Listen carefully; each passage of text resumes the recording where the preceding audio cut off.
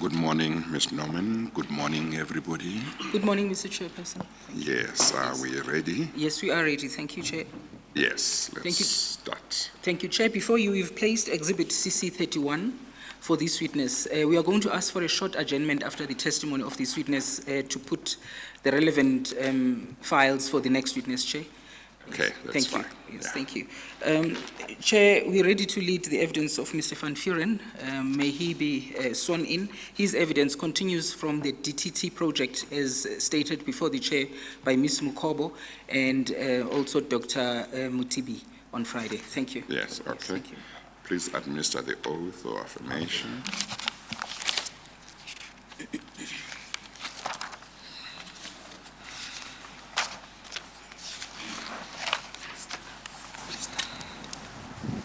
Oh, yes. Please state your full names for the record. Anton, Laurens, Janssen van Vuuren. Do you have any objection to taking the prescribed oath? No. Do you consider the oath to be binding on your conscience? Yes. Do you swear that the evidence you will give will be the truth, the whole truth, and nothing but the truth? If so, please raise your right hand and say, "So help me God." So help me God.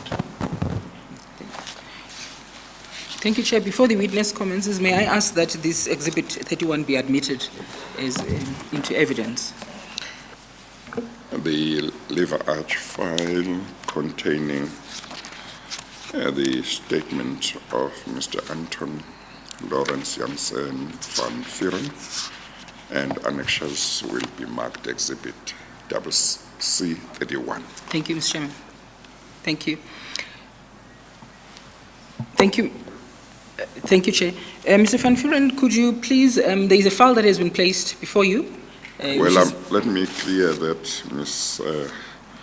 Norman, because I don't know if you are making a mistake that I might make myself, so I want to Yes, make Chair. clear. Yes. I always get confused whether the surname would be Janssen van Vuuren or just van Vuuren. So Yeah. are you Mr. Janssen van Vuuren or are you Mr. van Vuuren? I'm Janssen van Vuuren, Mr. Chair. Janssen van Vuuren. Thank you, Chair. So Thank you you. see, I helped you. Thank you. You helped me. Thank you, Chair. Thank you. Mr. Janssen van Vuuren, where are you currently employed? I'm employed in the South African Post Office. Yes. Could you just state your qualifications for the record, please? I matriculated in 1978. I know that it stands there in 1979. It was an error. Yes. And I started my career as a teller in the South African Post Office in December 1978. Yes. You've made that you want to correct what you Yes, put in paragraph yes. 5, Chair, at page 2, where he says he matriculated in 1979. He says he would like to change that to 78. Oh, okay, Yes, but thank a you. supplementary will be done. Okay, all right. Yes, That's thank fine. you, Chair. Thank you. And you were telling the chairperson, then you moved through the ranks? Yes. I moved through the ranks and was promoted as a senior manager in 1997. I served in various positions in the South African Post Office as a senior manager and is currently deployed in the South African Post Office Project Management Office in the Strategic Department. Yes. Through the years, I built up extensive experience and expertise in the following functional areas in the Post Office, in contract management, product management, regional management, operational management, project management, business solutions for new innovations and services, implementation of new innovations. I've been appointed as the South African Post Office Project Manager for the Broadcasting Digital Migration Project in November 2014. My role in the project is to ensure the successful execution of the South African Post Office role as distribution partner in accordance with the DTTMO that was signed off between USASA for the rendering of the service. Yes, thank you. Before we proceed with your evidence, there is a demonstration that you wish to show the chairperson. Now, could you just briefly tell the chairperson what it is that you want to demonstrate to him? Mr. Chair, I just want to, there's two SABC types involved. The one is the DTT antenna, and the other one is the satellite decoder. If you allow me, I would just like to take you through how it works Yes. and the intelligence that has been built in from the distribution aspect on the matter. Thank you. Yes, you, you Chair. may do so. Thank you, Chair. If we can. Okay. Oh. So, okay, sorry, you might have to just stand just behind that other microphone. Yeah, That- if you would be able to give instructions from where you are, please do that so that you will be recorded properly. Yes. Thank you, Chair. Thanks. Can I ask that we go to that, or we can start at this one first? Mr. Chair, the one on your left side is the one that works with the antenna. I don't know, you'll be able to see the antenna there in the window. Yes. And then the decoder is here on the white piece of paper Yes. on the On the thing. tray, So okay. you would see that the equipment is exactly the same as that of MTN, and the current ones that is used by ETV for open view. So it's a decoder, an antenna, and then that guy's on that side is also a decoder for the satellite, and then also it is linked to a satellite dish on the outside. I'm just going to show you how the DTT antenna works. So we got currently we got there's currently 12 channels available on the DTT network, and they are all free-to-air channels. On the MTN side, currently it is a subscription. So if you're already on MTN, you're already on digital. If you are on open view of ETV, also already on digital. Then the areas, currently in the areas that is not covered by the Max 7, there's currently 7 channels available and 19 radio stations. I'm just going to take you through the one for the DTT side.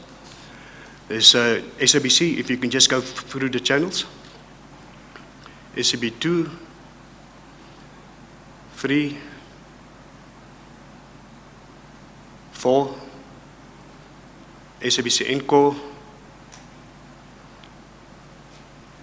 SAB News HD, Parliament,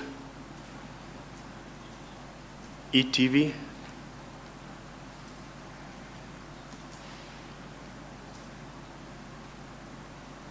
Extra, eMovies, eTunes, and that is your community radio station. Now, Mr. Chair, you would see where we're rolled out, we have started in the Northern Cape, in the far remote areas. Some of those areas didn't even have signal, they never had a TV. Now, most of the areas had either TV2 with snow flocks, and they also had maybe not SABC 3 and 1. So you can see on the antenna side what is the improvement. If you allow me, we will go to the DTH one. Thank you. Yes, thank you. On the DTH, oh, it's the remote, sorry.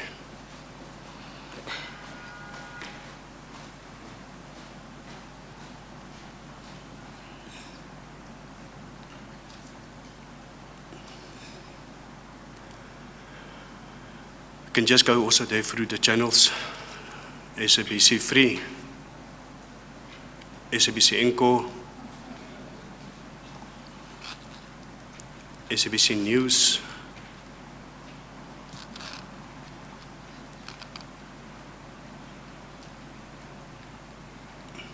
ETV, Parliamentary,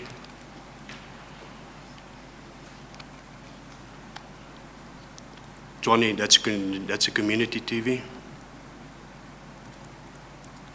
Health.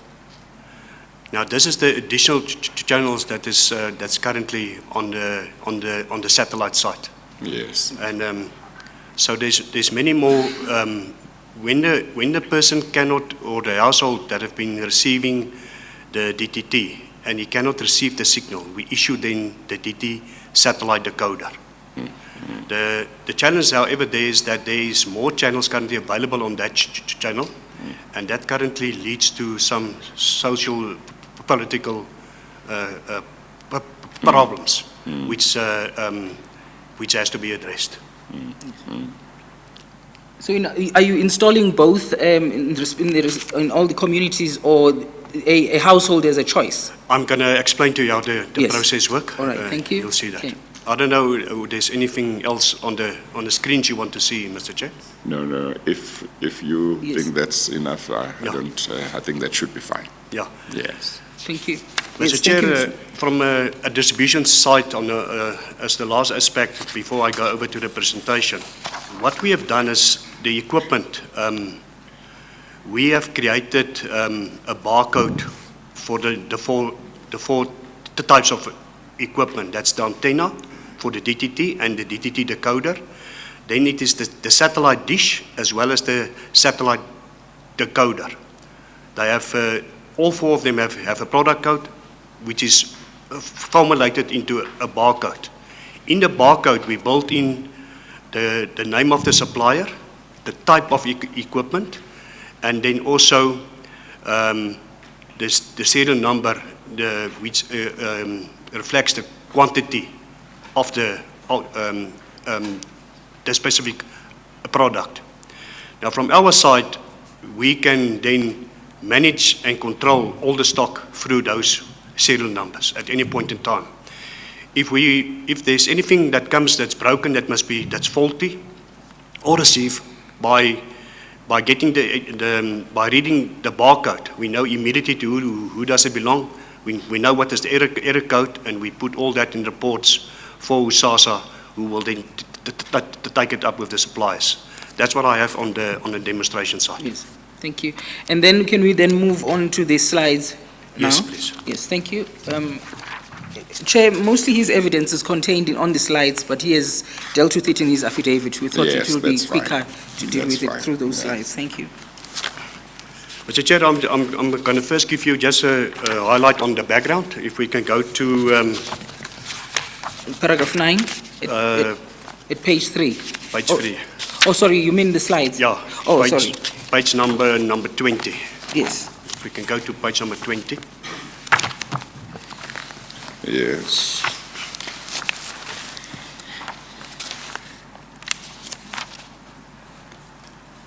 I'm just waiting.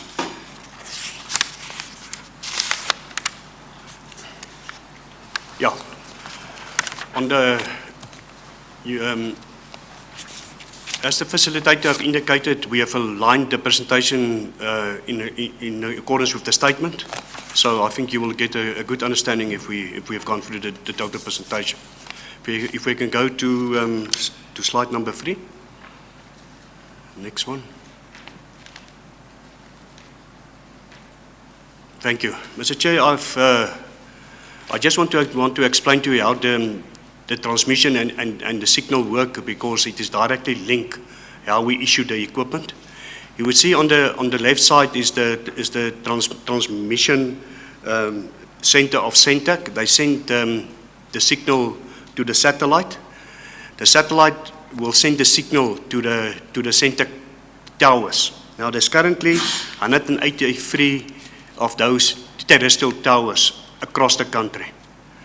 Now, if the person... I'm sorry. I can see where it's written Centec Transmission Center on page 20, that slide there, which you are showing there.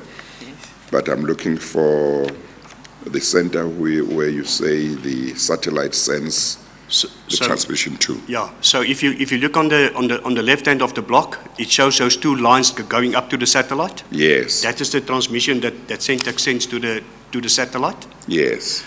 Then, Mr. Chair, if you look down, it comes then down with the arrow to the towers. The arrow. Yes, so right. there are two arrows. One goes almost vertically Yes, that's down. correct, yeah. That's the one you're talking about. Yes. Yes. To the Oh, satellite. those are the towers. Yes. Okay. Then you see the signal will come down from the satellite to the towers. Yes.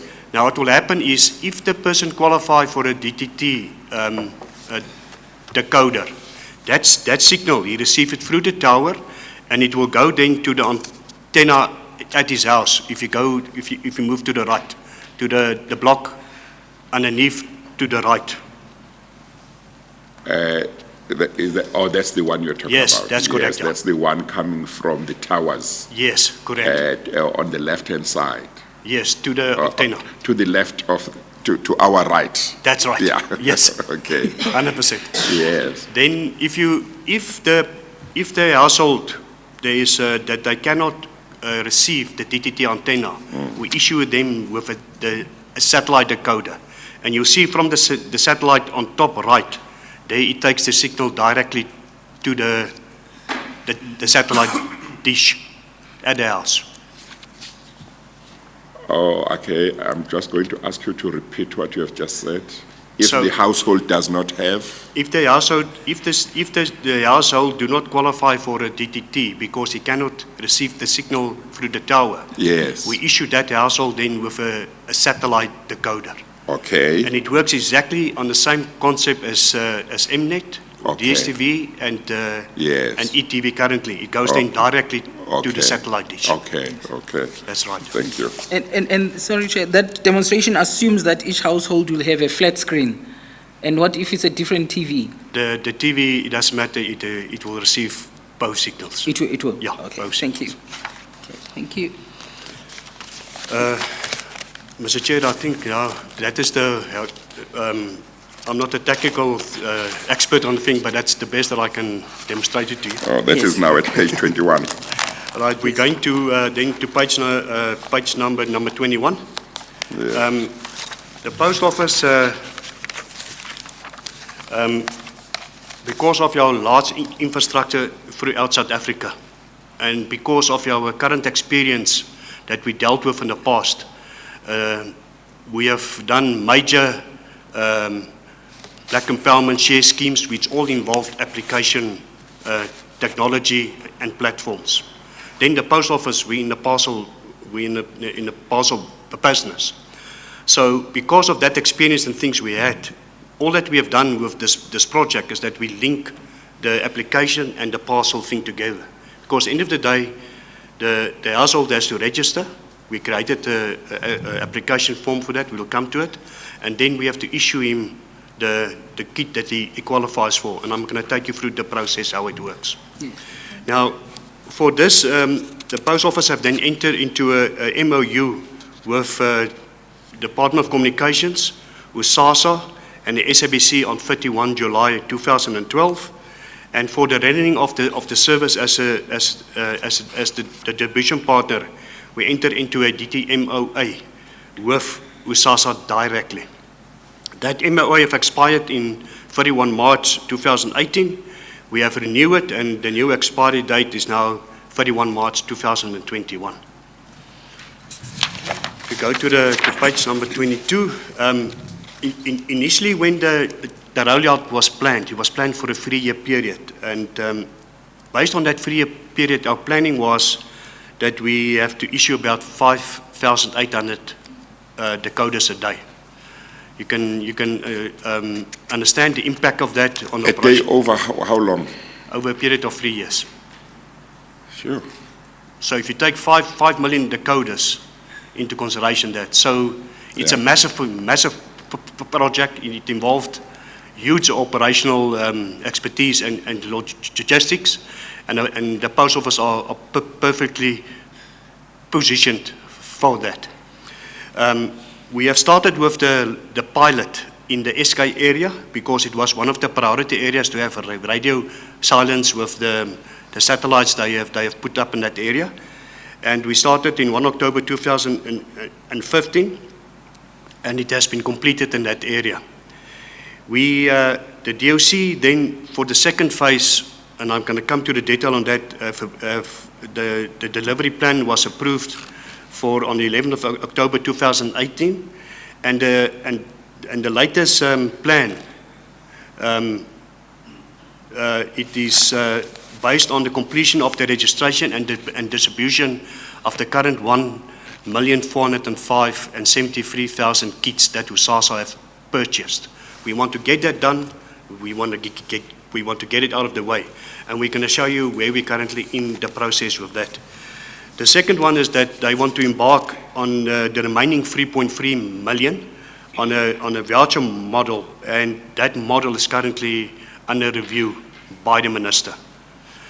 Then, based on the latest completion date, the rollout is now scheduled for completion by June 2021.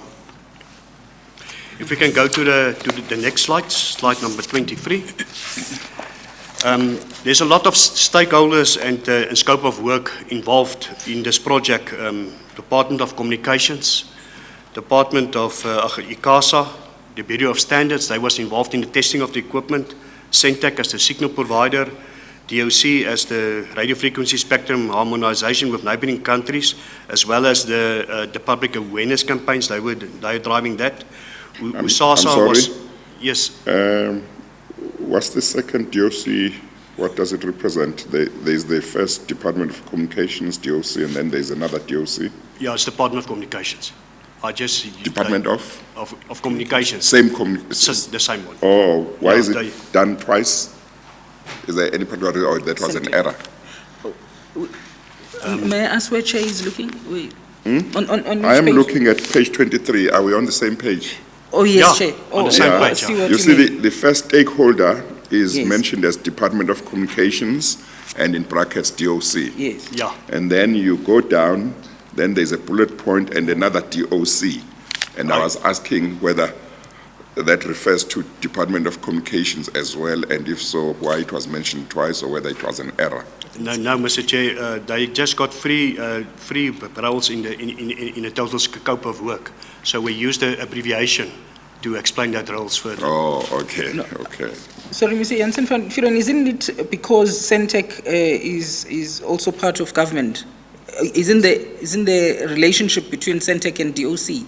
Currently, the Centec, USASA, and the South African Post Office reports to the DTPS, which is now department, which is now the new department. Yes. And Centec they are responsible for the establishment of the transmission and the network. Yes. From that side, so they also report now. So we're all together now in as one department. Okay. Oh, actually, I see that you have got DOC 3 times, so there's Yes. another Yes. one later. Yeah. Yeah. Thank you. Yeah. So Okay. May I just find out, I see that all of the stakeholders are all sort of national departments or national agencies. How does that affect then the rollout in provinces? Because I don't see that local government plays any role in here, or is that not relevant at all? I think when I come to in the presentation, if you allow me, I can explain it there because it's coming up how it's working. All right. But we're directly involved with right through to the ground, Yes. to the local structures. All right. Thank you. Okay. Yes. Thank you. Okay, so Mr. Chair, so you would see that then my focus in this presentation is then on the South African Post Office. And our role there is the logistics and distribution of DTT and the DTH devices. We can go to slide number 24. Now, the Post Office role as distribution partner is that we display and distribution for the marketing material.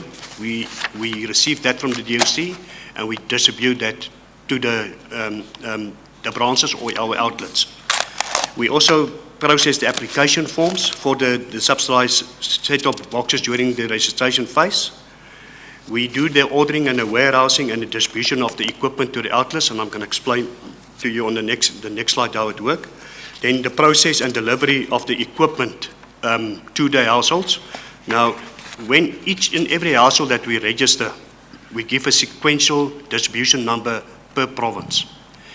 If you are in the Eastern Cape, you're not the first person that registered there, your unique reference number or your distribution number will start with EC 00001. So you will be number 1.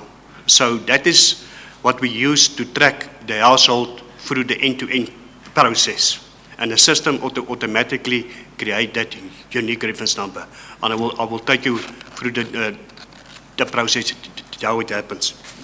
Then we are also responsible for the issue of the installation voucher to the qualifying applicant. We also then notify the assigned installers to arrange for the installation. We do the verification of the installation vouchers and the payment of the process to the installers. We also then handle the exchange and replacement of any faulty equipment. And we then also accept in the case where a household have moved away or he cannot be traced or found by the installer, we then handle the return of getting that stock back and we then reissue it to a new applicant. Then we also do the insurance of the STP kits up to installation level. If you can go to slide number 26.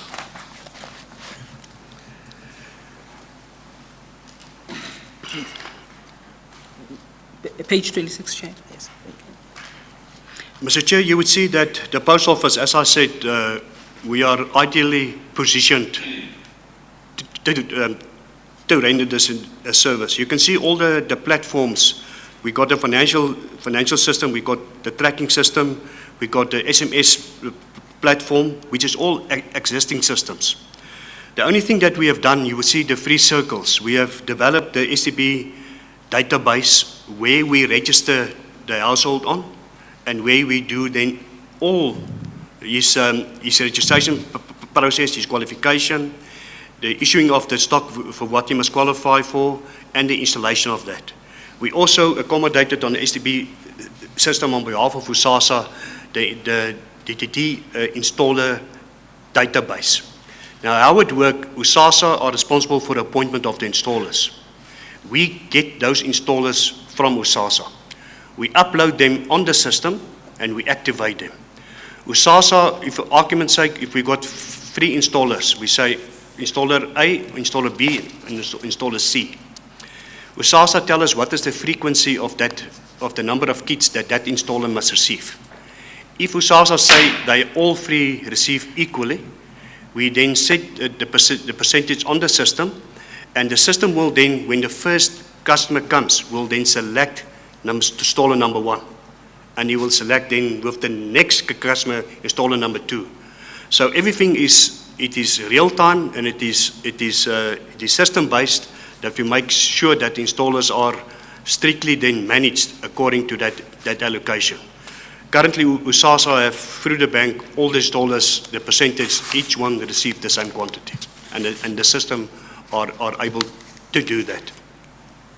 The other area that we had to do some development, it was in the front end, and that is to create a specific for the teller, the application form, so when the customer comes, that we register him on the point of sale. And then you would see the last circle is the STB web server. This enables the call center at any point in time when they receive a complaint from a customer or anything to go directly in real time to our database. They will then put in the sequential, that unique reference number of the customer or his ID number, if whatever it is required, and they will then can tell the client at any point in time where is his installation process, whether they have registered, if it is in that phase, whether it is in the distribution side or on the installation side. However, we have done the development and done, but because of the challenges currently with the call center, and it is mainly it is funding issues, we're waiting for the call center to get automated to get that link directly. From our side, we currently, on all the inquiries we receive, we do it currently manually. The whole system can at any point in time, if the DOC or the minister, whoever requires for us, what has been registered in what province, in what town, in what local municipality, in what district municipality, with a press of a button, we have that information available. and I'm going to explain to you what is all that information. The same thing applies with the issuing of a kit. With a press of a button, if I have the unique reference number of the customer, I can tell you when was his stock issued, what was the serial numbers that was issued to him, when was it installed, or whether it is not installed. All that information in intelligence are available in the system of the South African Post Office. So you can see the sophistication of the system that the Post Office have built here. And it's all for the government. From our side, at the end of the day, the platform is in place. Whatever other services we need, we can give that confidence to the government that it works and it's there. Yes. And can I, please, Mr. Jansen van Vuuren, can I take you to page 92? When you talk about registration, are these the forms that the households would have to complete before they get registered? Page 92? 92. Yeah, it will be under folder marked C. Yeah. 100%. If we go to that form, Mr. Chair, you would see on page 92. Yes. That's the application form we have designed. So you would see there's is the personal detail of the applicant, his residential address, all his address where he stays, and then what is the total number of households in the family, and then we also then with the captioning of this, and I'm coming to that slide, we process then the documentation from here. You would see the bottom part, part 2 of that form in the front. That is all the things that's built in the system to help the teller to make sure that you do a quality check on the application form when it's captured. I just want to, if we go to the second page, page number 93 of that application form, Yes. it shows we have give there how the person who qualifies for it. So we are stating there that he must be an owner of a functional TV set. He must be a South African citizen.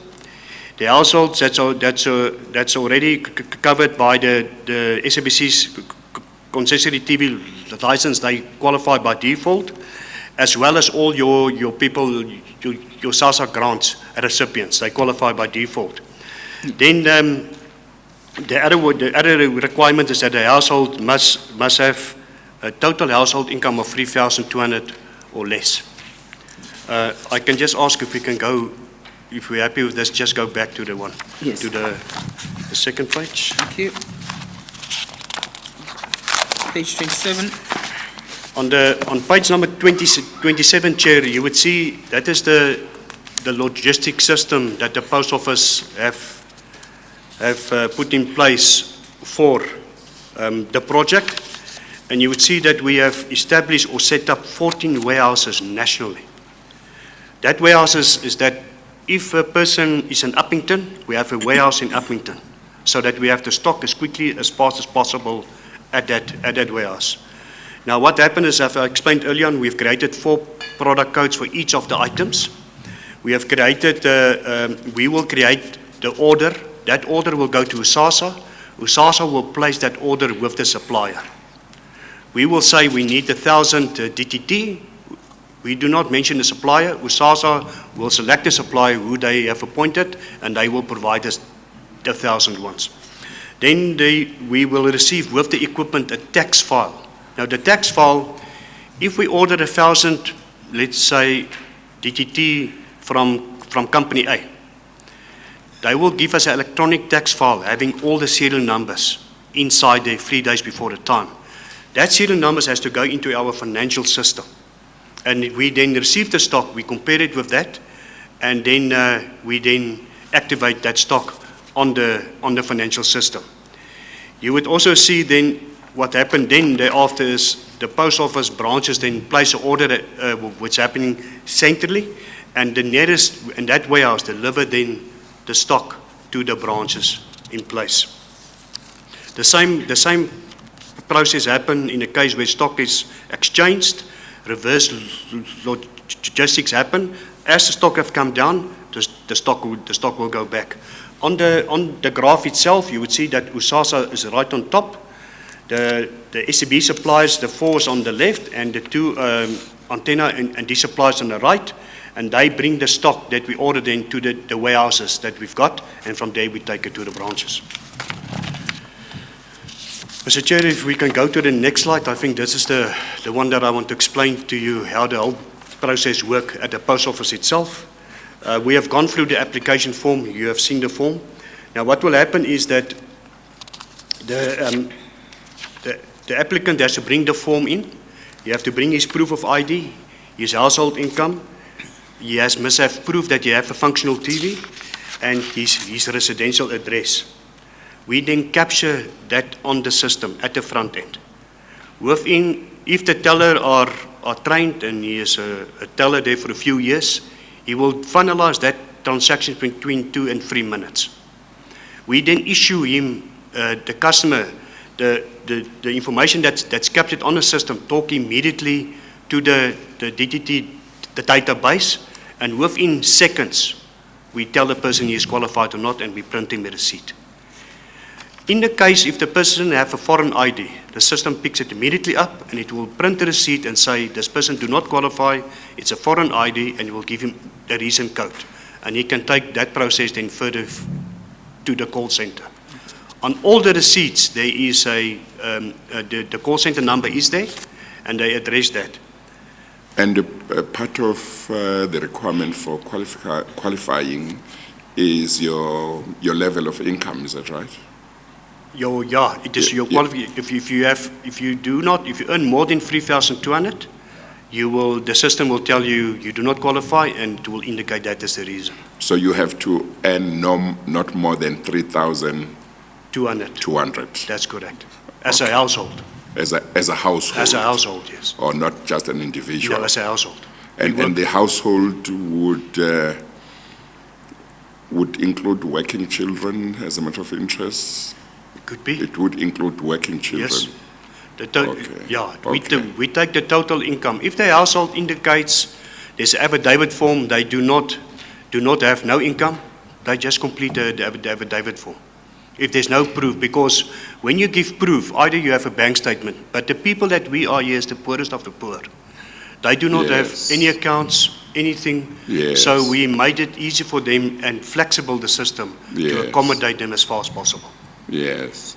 So if there are 6 of you, and each one of you earns, for argument's sake, 1,000 rand each, then you don't qualify. You will not qualify, because they take the combined household income. Yes. Yeah. But if I go and live alone and I earn 1,000 rand, then I qualify. Yeah. So I can make myself qualify by getting out of the household and creating my own household. Well, that can happen, yeah. Yeah. That can happen. All right. Thank you, Chair. Okay. Thank you, Chair. May I just ask about the residential address in the households that are in informal settlements where there is no street number, there is no home number?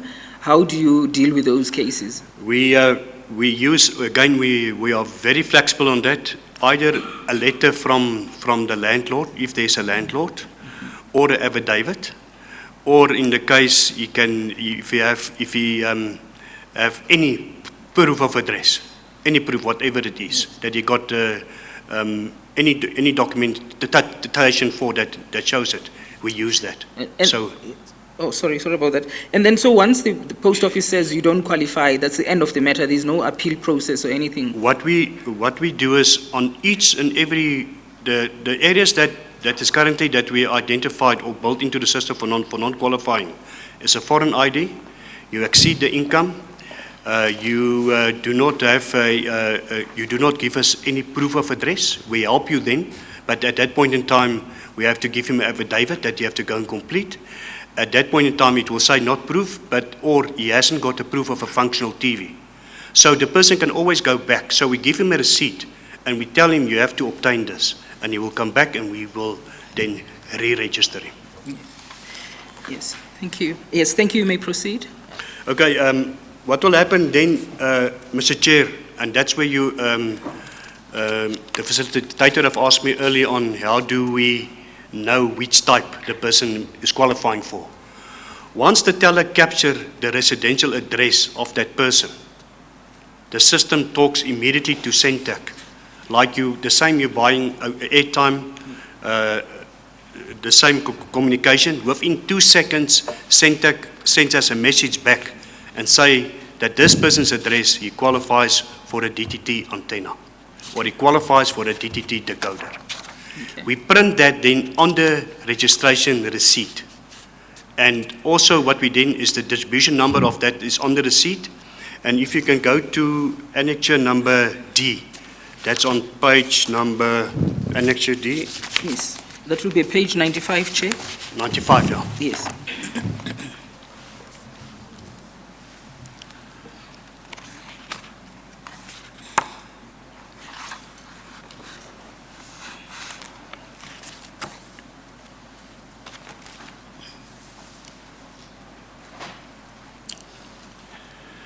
Mr. Chair, so you would see that is the registration receipt that the person receives. I have just highlighted for you the green part on top that says it's a registration receipt.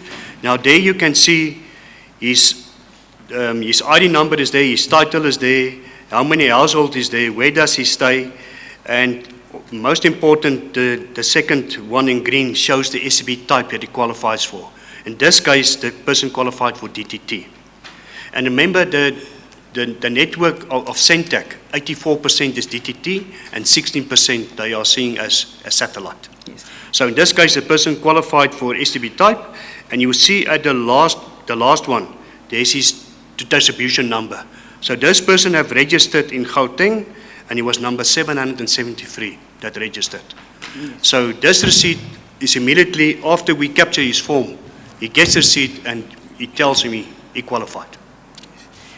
Now, if we go back to... And is there, sorry, before you move on, is there a monthly payment that this person will have to pay? No, it's all for free. All for free? Yeah. Thank you. Remember, as I explained early on, currently, when you go with DSTV or Mnet, there's a subscription fee. Yes. With ETV, there's no subscription, but there is a once-off fee that you have to purchase the equipment. Yes. With this system, everything is for free. Thank you. Yes, thank you. Yes, you may move on. We can go to back to that slide. That would be page 29. Yeah. That's where you're dealing now with Page- progress. Page 28. Yeah. 28. Page Yes. 28. All right. Yes, thank you. I'm sorry that I jump around, but I Yes. think No, it's that's important. fine, yeah. Mr. Chair, you would then see that when the person have registered, the stock is delivered. So step number 2 is where the stock is delivered by the supplier, as I explained early on. And we take it then to the post office, and the post office warehouse is then number 3, send then the truck, and we deliver it at the branch. Now, when the equipment arrives at the branch, the system, we inform the customer via SMS that your equipment is here, you can come and collect, and we send them SMS. So when the customer comes to the post office, all that you have to do is you have to give us his registration receipt. If he have lost it, we only need his ID number. We go in the system, we verify, the screen will bring up the person has registered, we verify with his ID, and we then see he qualifies for DTT, and the teller will go and select a decoder, that one, and the antenna. Now, all the equipment that the post office receives is sealed. We do not open any equipment. It's like the same when you go to Macro or wherever you go and you buy your DSTV or that, you receive it sealed. So we have, everything is sealed, and all the equipment is what is supposed to be there for the guy to receive the signal and for the installer to do it successfully is inside this equipment. We then issue it, and if you can go to page number, slide number, annexure number E, excuse me, annexure number E. Yeah. That will be on page 96, Chair.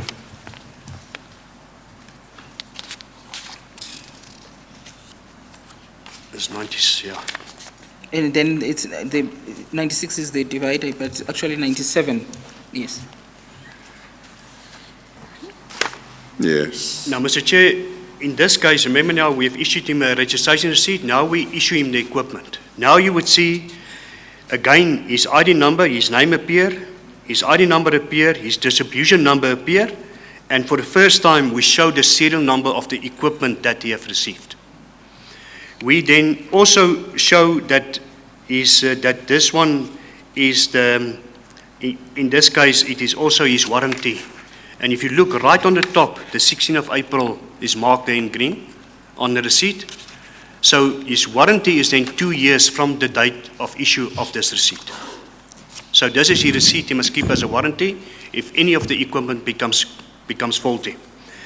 We then at the same time, when the teller print the system to print the receipt, the system sent the SMS directly to the installer, give him the detail of the customer, to contact the customer to arrange for the installation. At the same time, you will see there the installer's name is printed on the receipt. Is there the name of installation company? In this case is Durban Quick Installers. And we also, in the case of a DTT antenna, Centec have gave us the direction the antenna must be installed. So an installer is also, when he receives this and he might contact the customer, he knows what is the direction of the antenna and he has his name.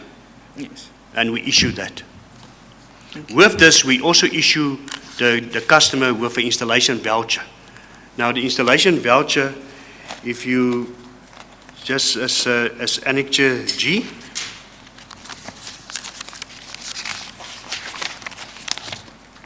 And that will be at page 102, Chair.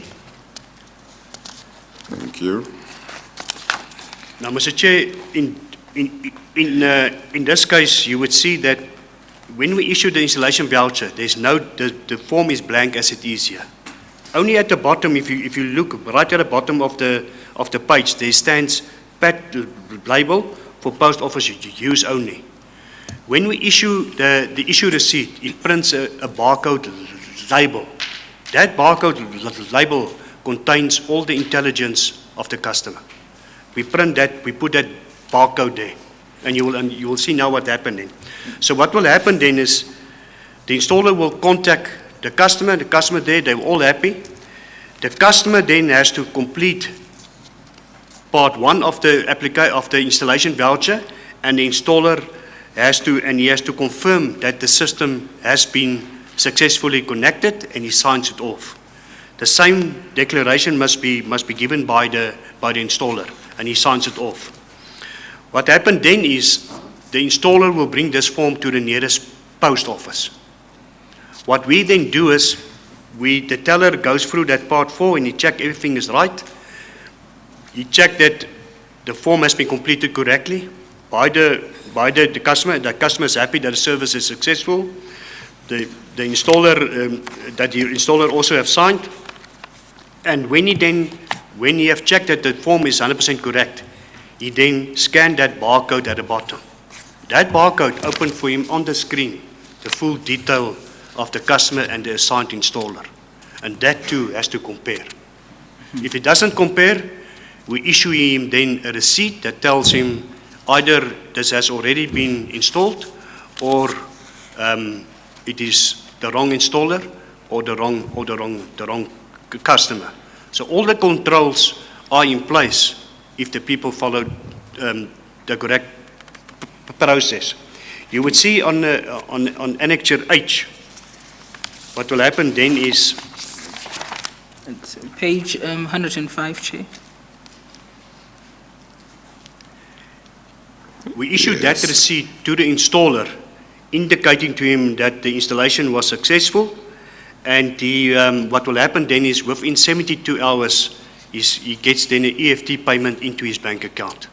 And we send him also a payment advice as confirmation of the payment that have happened via email. So you would see from the registration to the installation process, all our procedures in there.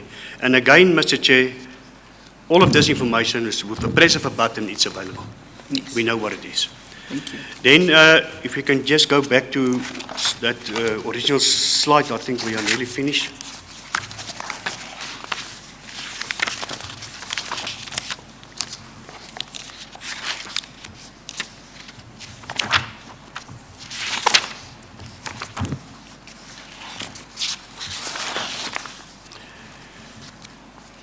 If we go to item number 9 on that slide, you would see that in the case, now what happened is, I would back out and page 28. page 28. 28, okay. Yes, Chair.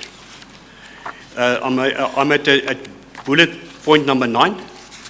In the case, the installer arrives at a person's house and he opens the equipment with the customer and he sees that the remote is not there or anything is wrong.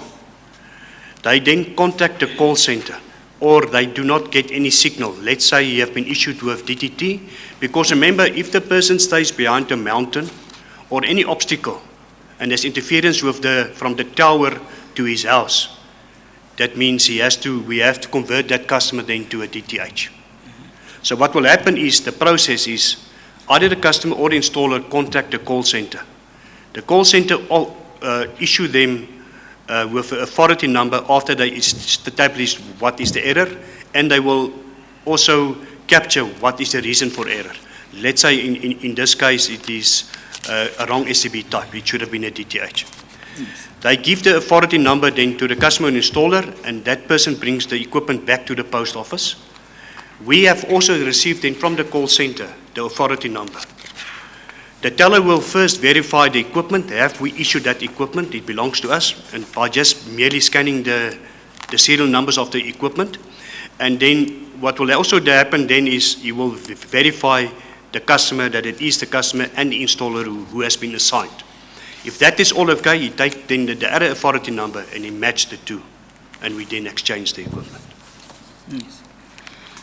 The last one on that slide is the return of uninstalled kit. In that case, what happens there is, if the installer have gone out and he cannot trace the customer, or the customer have passed away or whatever, then that equipment is returned back to the post office. I just want to explain currently,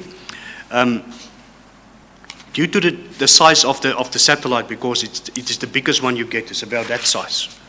And also to fast track the issuing process, we have also implemented a bulk issue process where we issue the stock not to the customer but directly to the installer in bulk. The installer comes to the post office, we issue it, he gets an SMS that he must come and fetch the stock. Let's say we have gave him 5 sets, we will then process a proof of delivery.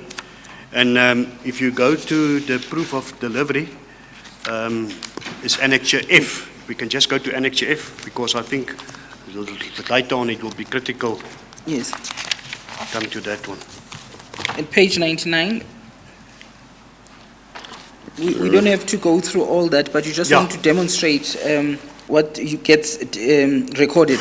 Yeah. So in Annexure F. So that is the proof of delivery that we give the installer. So, Mr. Chair, there you can see all the detail that appears of that customer. We know exactly. He will then, on the right hand, he will verify that he have received that, check the serial numbers, and then on the last page, he then signs it off. And that's the proof that we then also keep at the post office, and a proof of the stock that we have issued to him. That's on the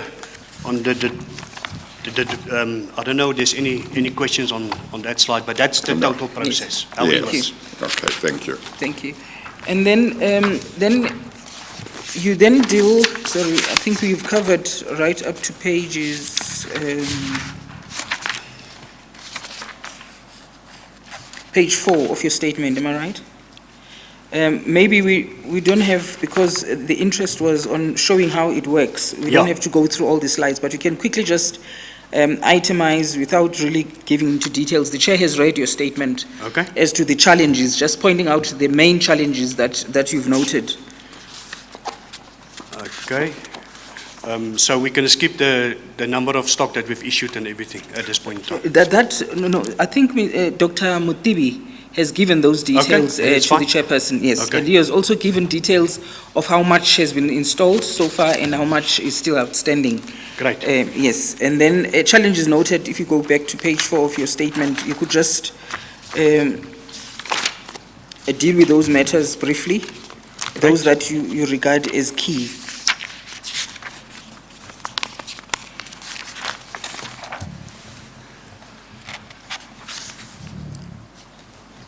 Okay, the challenge is that if we can go to page number 4. Yes. The first one that we had is on the program side. I think the issue, Mr. Chair, if you can see where we've started for, we have planned for 3 years. From the post office side, we can go per province, we can go per municipality, we can go per district municipality or nationally. It's in place. The thing is there's the main thing why the registration is so slow, I think, is because of funding challenges.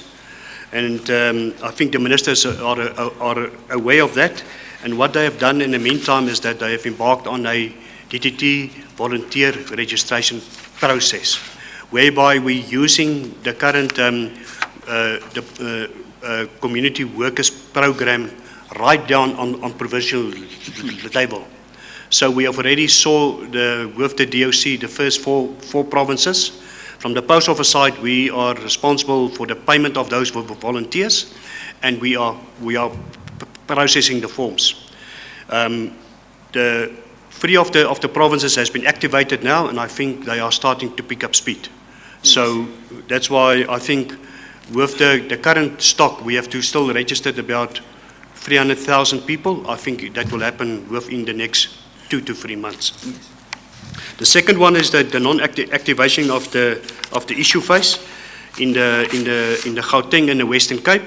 Now the challenge there is that from the post office side, as I said, we got currently 1,500 outlets. Now they are spread all across the country.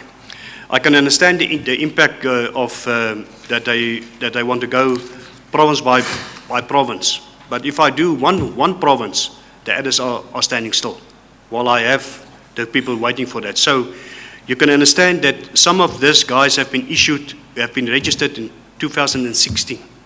They're still waiting for the equipment. And the challenges are coming out now, which is one of this. I just want to emphasize that from the post office side, we can go provincially or nationally.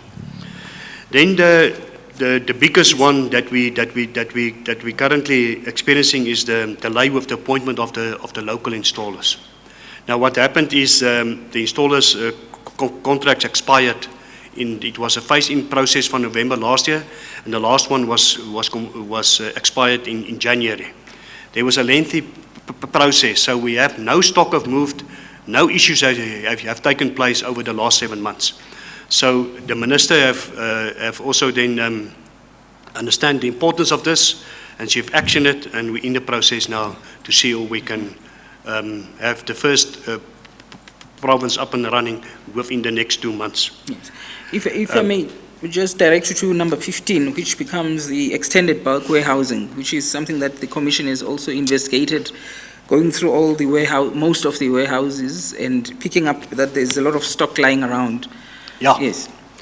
Currently, we, as we said, before the installers, the contract expired, we were focusing on the Free State, and the first province that they want to switch off is the Free State province. So I only got currently 1 warehouse, and that is in Bloemfontein for that area. And all the other 13, there's no movement, which means that stock has to wait until I'm getting there. We have registered already about 511,000 households that can be issued. So I have to wait for the installation program to kick in to get these local installers into place so that I can activate that. And now it means that you will keep on charging warehousing cost until those stock has been depleted. Mm-hmm.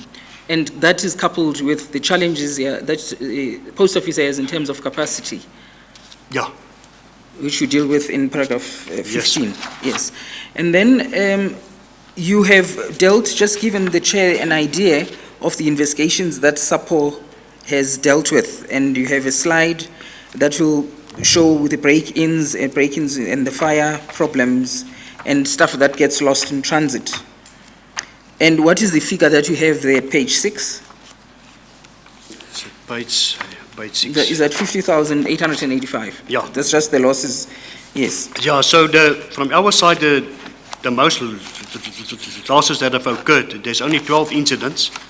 You would see that the total items that was lost or damaged is 85, and the total value of that is 50,885.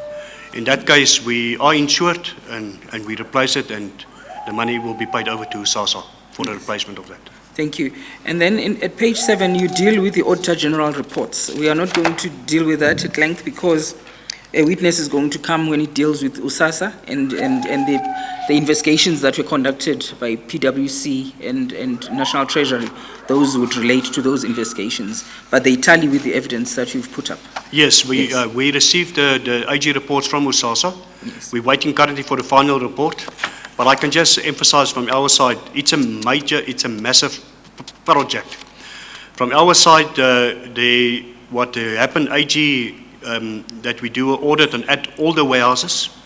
We have cleared most of the warehouses, but there was a time span of 2 days that we had, and we couldn't do the remaining ones.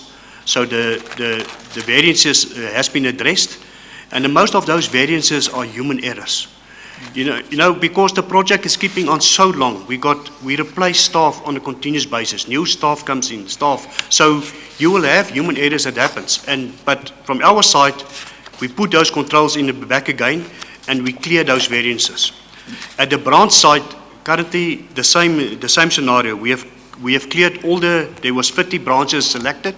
All those branches, the variances has been cleared, and I think there was 2 items where it was lost at branch level, but otherwise the rest of the variances was all cleared, and we have communicated that. Yes, thank you. Yeah. And then in order to make sure that the project doesn't get stalled, you have proposed some way forward, and you've placed those proposals to the minister, am I correct?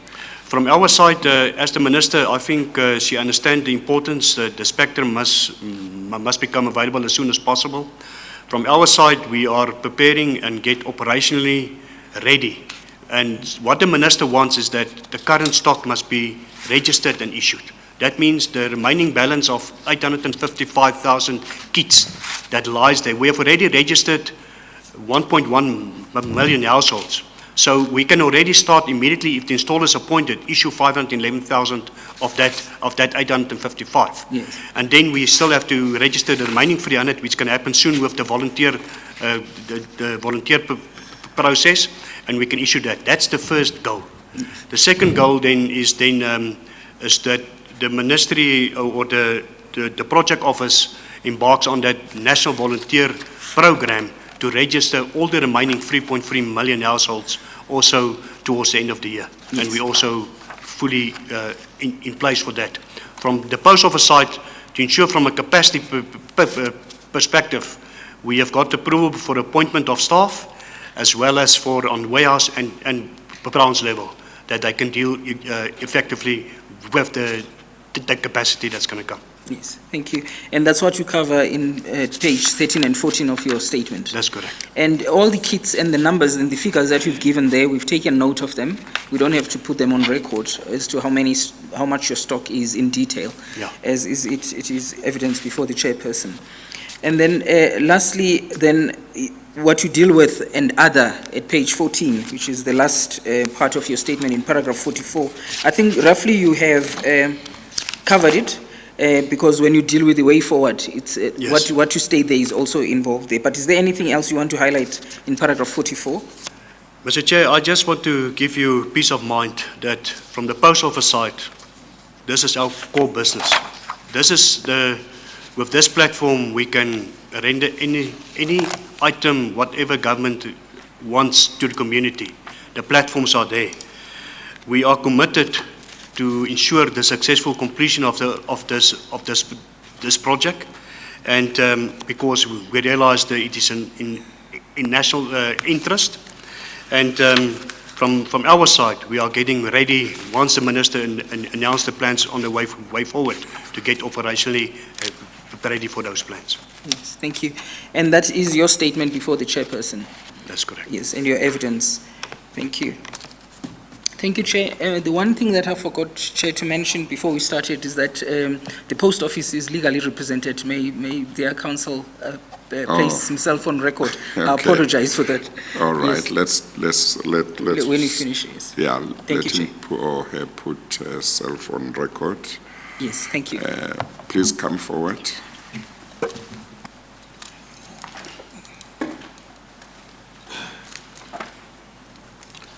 Good morning, Chairperson. My name is Ivumile Nongogo, Advocate Ivumile Nongogo. I'm Yes. representing Mr. Van Buren on behalf of the South African Post Office. Thank you very much. Thank you. Thank you very much, Mr. Jansen van Vuuren. I wanted to make sure I don't say Mr. Van Vuuren. Mr. Jansen van Vuuren, thank you very much for coming to share your evidence with the Commission. We appreciate it. For now, you are excused. Thank you, Chair. Thank you. Thank you. Chair, the next witness is ready waiting, but I'm going to ask Chair for a few more minutes instead of the normal adjournment. There's some videos that the witness would like to deal with, but I have not viewed them. And I would like to be given an opportunity to view them and thereafter see whether they should be presented. If there are challenges, I would like an opportunity to come and approach you in chambers, Chair. Yes. Yes, thank you. With your leave, Chair, could you grant us an extended tea adjournment, maybe that we resume around 11:45, if that is acceptable? Okay, that's fine. We'll adjourn for tea, and then we'll add some more time. We'll resume at 11:45. As you please, Chair. Thank you. We adjourn. All rise.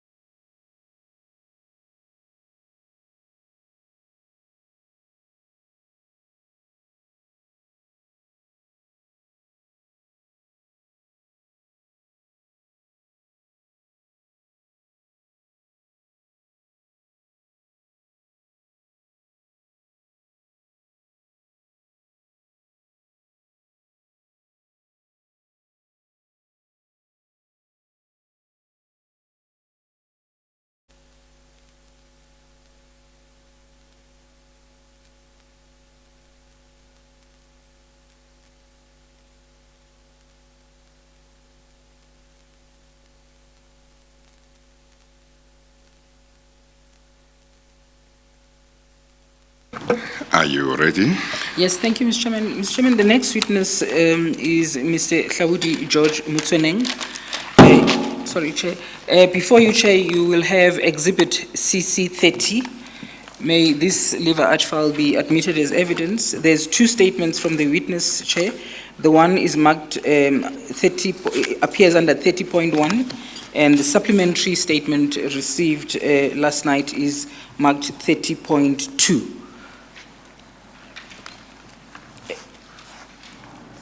I can see the one under 30.1, Yes, Chair. the one under 30.2. Yes, Chair. There's a divider marked 30.2.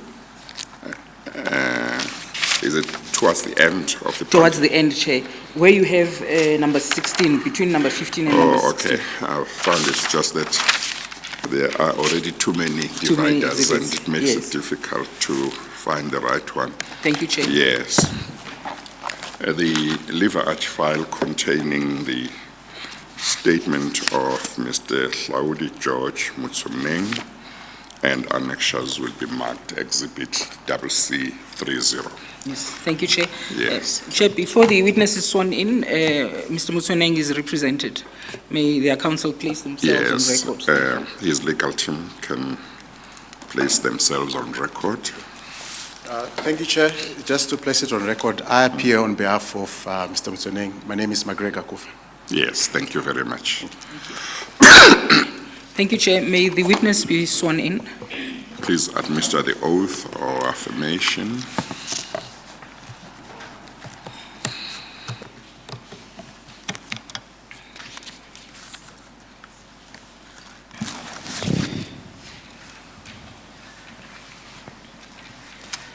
Please state your full names for the record. My name is Hlaudi Motsoeneng. Do you have any objection to taking the prescribed oath? No. Do you consider the oath to be binding on your conscience? Yes. Do you swear that the evidence you will give will be the truth, Yes. the whole truth, and nothing but the truth? If so, please raise your right hand and say, "So help me God." So help me, so God. Thank you very much. Thank you, Mr. Chairman. You may proceed. Thank you. Mr. Motsoeneng, you will have in front of you a file. That is Exhibit CC30. Is that correct? Yes. Yes. If we turn that file, the very first page will have a description, an index. The second page, I beg your pardon, will have an index that shows your main affidavit and your supplementary affidavit. I would like you to just identify those affidavits. The first one is marked 30.1. There's a divider marked 30.1. It's just on top, the one on top. I think somebody may need to assist him. Thank you, Chair. 30. Sorry.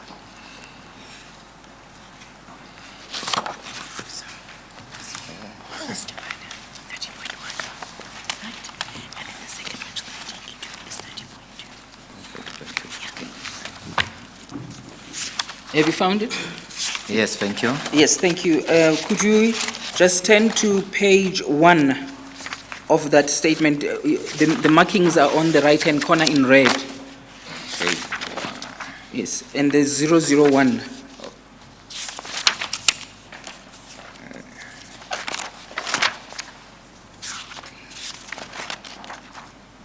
Yes. Thank you. I'm on- Have you found it? Yes. Thank you. Are those your names that are written there? Yes. Yes, thank you. And then could you turn to page, I'll give you the page now, sorry. Page 41. 41. Yes, 41.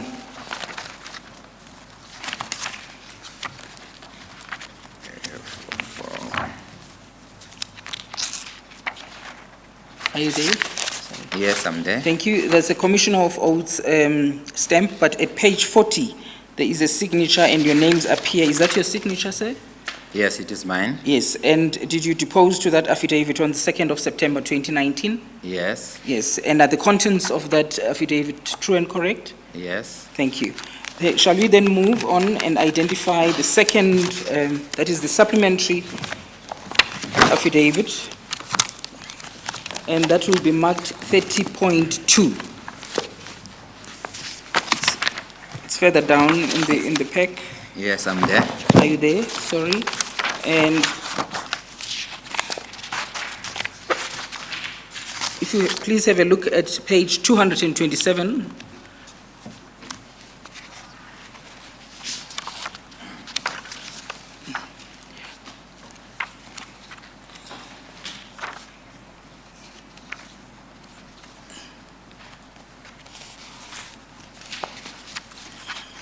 Yes, Thank you. Are those your names that appear on that page? yes, And then if you turn to page 240.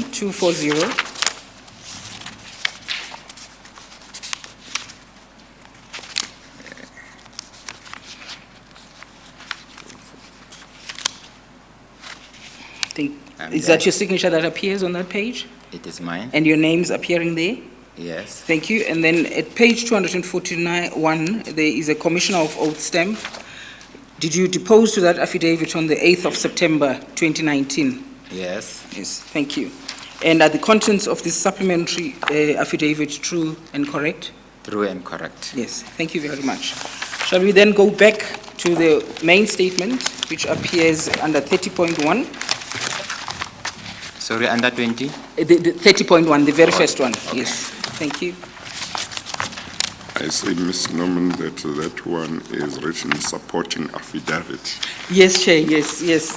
which Means creates that- the impression that there the- is another affidavit that it is supporting. Yes. But I suspect that was just an error. Yes, I suspect that the lawyers his representatives made that Yes. error, Chair, yes, It- thank you. It's his main affidavit. Yes, it Yes. is, Chair. These are the only Okay. ones that have been submitted to the Commission. Yes, okay. Thank you. Thank you. Mr. Motsoeneng, is it correct that you were approached by the investigators of the Commission? It is true. Yes, and you were requested to deal with matters that related to the SABC? Yes, Yes. Is it correct that at some point, you'll give us the details, you were employed by the SABC? it is true. Yes. In what capacity were you employed?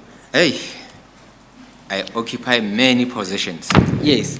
Yes, every position within the SABC, I went through all the steps within the organization, Yes. except the chairperson of the board. That one is still coming possibly. Yes. Thank you. Could you just take the chair through those steps that you, when Did you you not entered? want that one? Sorry, Chair? Is that the one you did not want? Yes, Chair. Well, Yes. I started at the SABC in 1989 as a freelancer. At that time, I was still at school. There was some talent search where the late Hlaudi Masitenyane, as the one person from the SABC and others, they were headhunting young people because there was a Chappies Little League. It was sponsored young people soccer, so they identified me there as potential to work for SABC as a freelancer at that time. I was still at school. Yes. And then? Okay. Yes. I moved from that position as a freelancer. I was approached by the late Ndate Kwekwe to leave television. I'm sorry, how long did you work as a freelancer? Or you can't remember? I worked from 1989 until 1995 early, because I started working permanently in 1995 March. Okay. Yes, Chair. After that, I was a freelancer for a radio as a journalist until 1995, when I was approached by Alvin Kloppers, who was in charge for news at that time, to join SABC permanently. And reason being that at that time, They were looking for, black journalists, also looking for people to come on board, especially as journalists for different radio stations. We were many as freelancers from different radio stations.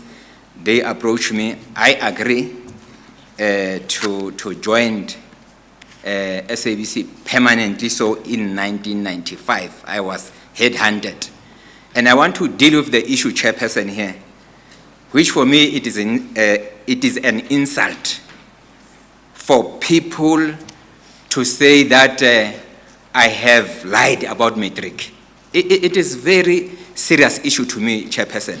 It doesn't go well with me when everyone, media and others, they portray me as a liar, including public protector. And I'm going to demonstrate to you, Chairperson, that I was approached by Alvin Kloppers. What was, I don't know if it is he or she, what was his or her position? Chairperson, at that time, Alvin Kloppers was in charge for current affairs news. Was that a man? It's just that I can't hear the name properly except the surname. Alvin Kloppers. Yes. Would that be a man? Would that be? Oh, a man. Would that be a man or a woman? A man, Chairperson. Oh, okay, all right. Yes. So you say his position was what at the time?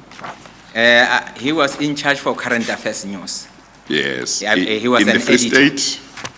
In the Free Head State? office. At head office? At head office, Okay, all right. Chairperson. I was headhunted, and I declare from the onset that Alvin, I don't have matric. And we have discussion with Alvin, and then he said to me, but you are so talented. I don't think I need matric for you to work for SABC, because I have seen your contribution when you were still freelancing. He sent the late Olivier. The late Olivier was from Bloemfontein to say, go and check this man. He doesn't have a matric. Go and engage him. So Olivier came to Kwakwa to engage me now, because I was supposed to go to Bloemfontein to work in Bloemfontein. I also declared to him. When I declared, he said, no, Alvin told me that you don't have a matric. So we went and then we talked.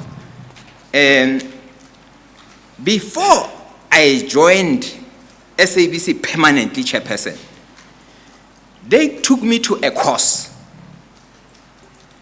to go and learn about broadcasting. Normally, SABC, they don't take a freelancer to go and train a freelancer. It has never happened in the history of the SABC. I'm the first person to be taken. Even when I was taken, Chairperson, if you look at the records of the SABC, because normally what they will do, when you attend these courses, they ask about qualifications, they ask about everything about yourself and so on and so on. In those, where we fill those forms, you will never find a matric. You'll never find where I said I have passed matric, because it was a well-known fact that I don't have matric. And Chair, I want to demonstrate to you. Sorry, Mr. Motsoeneng, sorry to disturb you, so that we don't lose this point that you have just made about Mr. Klopper. Chair, if I may just refer, Chair, to the reference bundle, which is Exhibit CC32. Mr. Motsoeneng, you will see next to you, on your left-hand side, there is a box. In that box, you will find a bundle. CC, sorry? CC32, 32. CC, oh yes. Thank you. Chair, could I please refer the witness to an affidavit that the investigators found in his personal file, deposed to by Mr. Alvin Kloppers, that he has mentioned, that appears, Chair, at page 404. 404. Yes.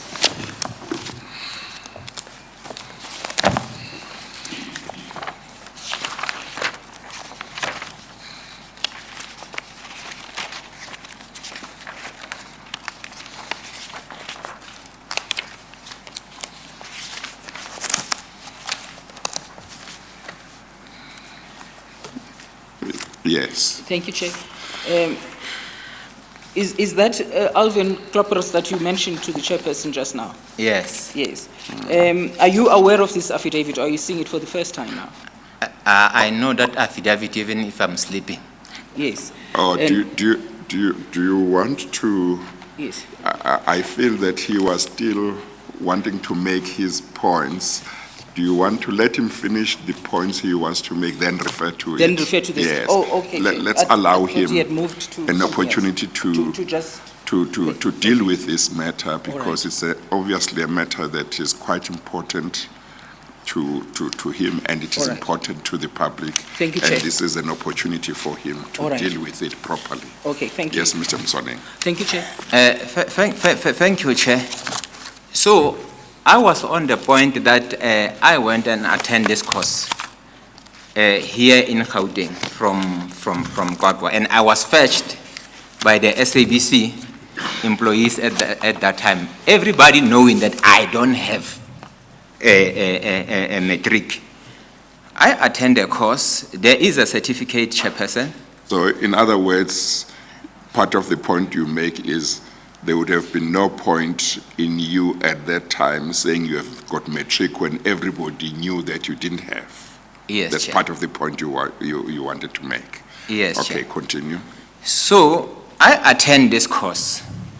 And the reason for me to attend that course, according to management now of the SABC, the reason was I should get more experience on broadcasting, because when you are a freelancer, you are just, reporting, but you don't know the game of broadcasting. So I went, everything went well, Chairperson. After that, How long was the course? What was the duration of the course? it was not too long, Chairperson. Like a week, a month, 3 months?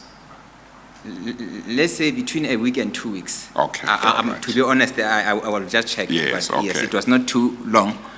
So, and we went with others who were just employed by the SABC. Immediately, Chairperson, on the 17th of February in 1995,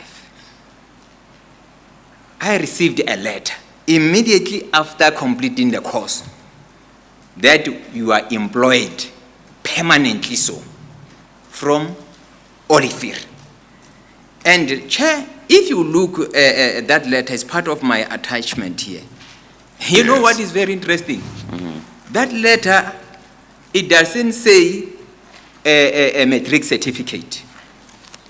And because they knew that I don't have a matric certificate. I think the SABC, they were concerned about my health. You know, when you read it, you'll see that they are talking about my health. That is the condition that they put, a health condition. So, and when you read that letter in full, you'll realize that there was no condition for matric. Because even in that document, they are saying, bring qualification. What will be qualification? Qualification, it may be a course that you did, which I believe that is the course that I did. I gave them that qualification, that they have empowered me. So that is qualification. There is no matric, nothing, because they knew. And Chairperson, when Alvain came, remember, Alvain, I was supposed to go and work for the CDFM. It's just that he was a white man in charge for all these radio stations. What he need to do after that, he need to go to the CDFM management to say, I want this man, and here are the reasons. When he talked and engaged management of the SABC at that time, the late Ndatekwekwe and Pulapula Mutibi, they said, no, actually we are very happy. Ndatekwekwe said, I'm the one who recruited the man from television. And there is affidavit of Pulapula Mutibi confirming the same matter, Chairperson. I was appointed, people knowing exactly.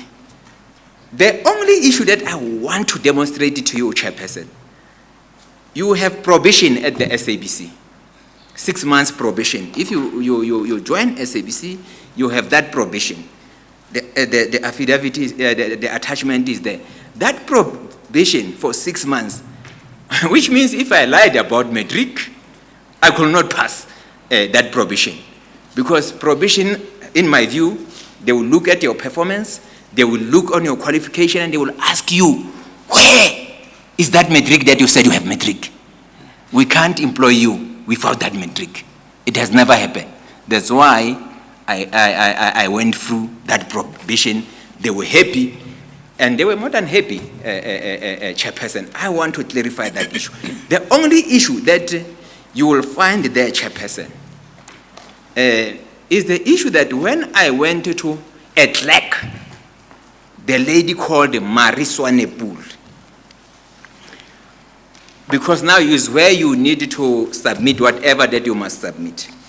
In our discussion, but I was already appointed by the SABC. In our discussion, she said, Hlaudi, here is the form, and this form, you must fill this form. I said to her, look, you know what? I have written matric, but I didn't pass matric. But at that time, I'm working for SABC Chairperson. And you'll How long understand- after you had started was it when you spoke to that lady? Sorry, Chair. About how long had you started working permanently Chairperson. when you spoke to that lady, more or less? A month, 2 months, 6 months? No, Chair. Remember, I was a freelancer. Yes, no, I mean after permanent appointment. No, after permanent appointment, I was appointed in February, but starting in March. Yes, after that appointment, I went to the lady. Oh, so it was immediately after getting the letter of appointment? I think it was after a day. After I a have day been or so? appointed. Okay, Yes. all right, okay. I went to the lady to do whatever, I mean, your medical aid, because I went and I give all those documents. There was a form there where I was supposed to fill whether I have passed standard 10 or not. So I discussed with the lady. I said, no, you know what? I have written matric, but because I have been subbing, you know, you write and then... You had been writing supplementary exams? Yes, Yeah. and not even going to school. Because I was Not already attending school, yeah. working at the SABC. And Chairperson, I want to demonstrate this. It's so painful for us as black people when you know our history. You know, I was alone. And you find here now, SABC is employing you as a freelancer. I'm not even talking about permanent. And you don't have anyone to look after you. What you will choose? You'll say, the bread. I choose the bread. I said, let me go and work for SABC. I'll go and write, which I did. But normally, if you don't attend this class full time, you will fail, which I failed. But I said, no. Someone actually called me and said, Hlaudi, you know what you need to do? If you can check with the Department of Education, maybe combine your symbol, you may get a pass. That was the information that I've got. And then I said to this lady, no, I was advised that if maybe I go and combine the symbols, I may get a pass. She said, no, it's fine, but fill this form. I filled this form, Chairperson. I said, but I'm not even sure about these symbols that I'm putting here, because remember, it has been long. I don't remember. I don't even have those symbols with me. They are in Gwagwa, I'm in Bloemfontein at school. So I filled these symbols, which I mentioned. I'm not sure about the symbols. And then he said, no, because you are going to Pretoria, you can fill this one. When you come from Pretoria, you can tell me whether you did combine the subject and you did receive a pass. I went with Sophie Mgwena to Pretoria to check my symbols. I came back. After coming back, I told the lady, no, you know what? It's a pity. I didn't succeed. And I asked her, myself, I said, remember you said I should fill this form. She said, no, don't worry. I will write outstanding. In my view, outstanding, it means that I don't have matric. That was my understanding. I didn't take that issue of that I have written standard 10 there as really the main issue that is an issue, because she said to me, outstanding. For me, I don't have metric. But there are also engagement after that, where the same lady, when now I was investigated, now by the SABC in 2000, the lady wrote a letter. And the lady said, I'm aware that Hlaudi went to Pretoria to try to combine his symbols to get a pass. How can I combine if I said I have a matric? What I'm going to combine? Because already I have a matric. It is insulting, Chairperson, for people who don't follow that narrative where I come from about all these issues. In any case, Chairperson, my view is the only person who can say I lie is my employer. The person who went and headhunted me and the management of the CDFM. Those are the only people who can say I lied. Anyone who comes, I don't know, to be honest. And it is so painful, Chairperson, because media, people have been tarnishing my name about matric certificate. Worst part is public protector. I don't know what was happening in her mind, with due respect, Chairperson. Because here is the public protector. If you check the transcript, Chairperson, or you listen to the recording, I deny lying about matric several times. Hey, Chairperson, she pushed. And the guy who was working with him, investigator. This is now the previous public protector. Yes, the former public protector. Yes, Sorry, yeah. Chair, the former Okay. public protector. She pushed, I can see it, but the public protector here, what she's pushing? She said to me, and this guy was closing the matter. Actually, she was closing the matter. He said to the guy, no. Hlaudi has answered that question. I said, okay, for me, I'm done. She went and said, Hlaudi, but looking back, do you think you were supposed to write standard 10? Looking back, thinking about at that time you were 23-year-old, do you think? I said, in my view, I mean, because media has been tarnishing me and anybody, I was saying, but maybe I was not supposed to even take advice from the HR to fill that form. But I'm not accepting that I lied about my matric. I'm just saying that looking now, what people are saying about me, how people view me, I think I was not supposed to do it. But it doesn't, I'm not saying I accept that I lie. I never lied, Chairperson.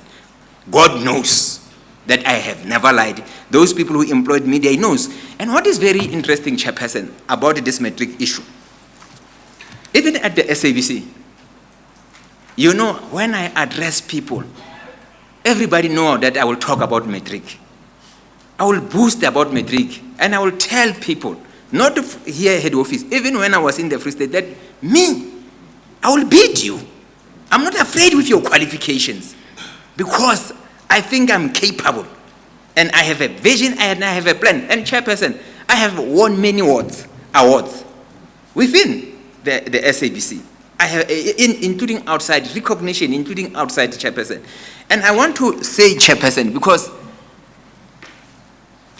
I'm going to talk about heads of argument, Chairperson. On the light note, you know, you use that in court. So here is my issue, Chairperson. I want to define education. Because if we don't tell the truth about education, this country will collapse. In my view, Chairperson, I'm very educated. I'm very educated, and I will tell you why, Chairperson, I'm saying this. If you check all the minutes of the SABC, you'll see 70% of the resolutions of the board or the resolution of the ESCO, I'm the main man influencing the decision within the SABC. So that shows that I'm capable, I have skills. But also, Chairperson, when you look and I'm asking time on this, Chairperson, and I'm sorry, I know I'm taking long. Yes, no. But that- I would just yes. want to. I just want you to. It's an to- important point for you and to the public, and this is an opportunity for you to put your side of the story on it. So that's why I'm allowing you. But obviously, we can't go too far Yes, about it. Chairperson. But I'm allowing you a fair opportunity to put your side of the story. And on the light note, Chairperson, when you were asking some questions to others, you said to them, but if you did advertise this post and allow others to participate, you don't think, maybe, I'm just saying you didn't say that, but you don't think maybe you'll get another person who's better than Hlaudi? I can tell you, in the SABC, no one was better than me, even if they advertise it. And Chairperson, we should also look at the caliber of management and the board that the SABC is appointing. We must look at that, because that is where the problem is, Chairperson. And I'm going to demonstrate to you why I'm saying this. You know, you go for interviews, you'll find the people who are asking you questions, they are clueless. But these people, they have been put there. And when I'm saying they're clueless, Chairperson, I'm not judging people about the degree that they have, how many degrees. Because the degrees, Chairperson, if you are appointed to sell milk, you are a manager or somewhere selling milk, it doesn't mean that you know the SABC. Because for me, education is the knowledge, the expertise, the skills of that environment. What I have realized, Chairperson, why I beat many people there, is because at the top, I was the only one who has grown within the ranks of the SABC. And I understand the SABC. Even when I talk to the employees of the SABC, they know what I'm talking about, because those are the issues that they know. But if you take someone from outside, Chairperson, hi, those who are saying I'm not educated, I train doctors at the SABC. I train lawyers. When they join SABC, what do you know? It's theory. Because that is what our education system is. People know theory, and when you know theory, that is where the problem is. You should combine. So you taught them about what happens in practice at the SABC and how SABC works. That's what you say you taught them about. Yes, Chairperson. Yes, yes. That's why I'm saying it is an insult Yes. for anyone who is saying Hlaudi is matricless. And you say that the fact that you didn't have matric didn't prevent you from acquiring a lot of knowledge about how SABC works, and that was an important advantage on your side. Yes, Chairperson. And I want to thank the SABC. Because even if you check my profile, they took me to universities. I lecture at the universities. I wonder how many people who are saying I'm uneducated. Even at Wits Business School, I lecture, and my lectures about leadership, they have turned them as part of their syllabus. Who said I'm uneducated, Chairperson? It is an insult. Because we must view education differently, Yes. the way people are viewing it. Because to have paper, Chairperson, you are not educated. Paper opens doors for you, but also you need yourself to empower yourself. And I'm always saying, Chairperson, education for me, I learn every day. So that for me is Yes. education. Maybe, Chairperson, Yes. I think- so that I don't go Yes. long, let Yes. me pause, Chairperson. Yeah, no, that's fine. And then Ms. Norman Thank you. can then Then take take you you- through step by Thank step, you. and that might involve referring you to some of the documents that may have been, that are relevant to something you have already touched upon, but she will then now lead you. But I wanted you to have a fair opportunity of dealing with this matter that you feel strongly about. Thank you, Chair. Thank you. Thank you very much, Chair. Mr. Motsoeneng, could you just please have a look at that bundle that is marked CC32, which is next to you. It's a reference file. I think this is the one on your right. Oh. Yes, CC32. 32. Yes, yes. On the spine, it's written on the spine, outside. It would be written outside. 32. Is that the one? Yes, it is. Thank you very much. Could you please turn then to page, I wanted to refer you to page 404, the affidavit of Mr. Kloppers.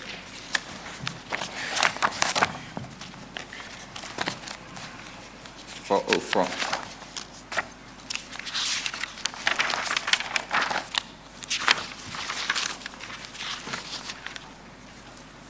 Have you found it? I'm nearly there. Okay, thank you.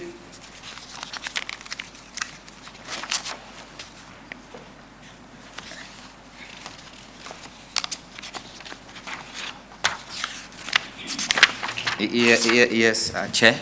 Yes, have you I'm found it? there. Thank you. It's about 3 pages long, but I would like to take you just to identify who Mr. Kloppers was and maybe just take you to the paragraphs that deal with your qualification, if you're happy with that. Unless, of course, you feel that there are other paragraphs that you need to highlight. Thank you. I'm fine. Yes, in paragraph 1, he says, I, the undersigned, Elwin Kloppers, do hereby make the following statement under oath. I'm an adult male employed by the South African Broadcasting Corporation, the SABC, as its manager, Regional Resources, SABC News. Facts deposed herein contained, save where otherwise stated or contrary appears from the context, within my personal knowledge and are to the best of my knowledge and belief true and correct. And then he talks about Mr. Reddy, but in paragraph 5, or maybe 4, he says, I beg your pardon, page 4, in paragraph 4, he says, most newsrooms obliged, oh, it doesn't make sense now if I start there. Maybe Chair should start from paragraph 3 in order for it to make sense. That's fine. Is it? Thank you. During 1994, I was tasked by the then head of radio, Mr. Govan Reddy, to assist with the appointment of staff to make the SABC's newsroom and political desk more representative. At the time, I was the managing editor of SABC Radio. The reason not to appoint staff was that he could not find Sesotho-speaking journalists. 5, I pointed out to the regional editor that he had only one Sesotho-speaking person in the newsroom and that it would be impossible for that person to file for news bulletins and current affairs. I advised him that more staff members were needed to gather news, to produce bulletins on the hour and to fill the current affairs slots of Lesedi radio station. 6, I reminded the regional editor that some months earlier I had provided him with contact details of his Eastern Free State freelance, is that a stringer, Mr. Hlaudi Motsoeneng, who was in regular contact with the Bloemfontein newsroom and provided quality news for broadcasting. He said that Mr. Motsoeneng did not have matric and as such he would not appoint him. 7, the matter was subsequently discussed with Mr. Reddy, to whom I explained the difficulty I had with the regional editor in Bloemfontein and how he was not... Well, I'm sorry, Sorry, Ms. it's too long. Or maybe the one... Ms. Nomini, I don't think you should read the whole of it. No, thank you. I can move to paragraph 10. Sorry? Paragraph 10, Chair. I think just to tell us what the gist is of what it says. Yes. Because he has... He has testified to it. Yeah. Maybe paragraph 10, Chair, because this is important. Yeah, He that's says, fine. Mr. Motsoeneng never lied to or misled the SABC about his qualifications, as the SABC was fully aware that he did not have a matric certificate when it employed him. In fact, he declared this from the outset. So is that the affidavit that you say you know off by heart? Yes, Yes. yes, Chair. In response to the questions. And then following that page, Mr. Motsoeneng, there is a page 407. There is the application for employment form.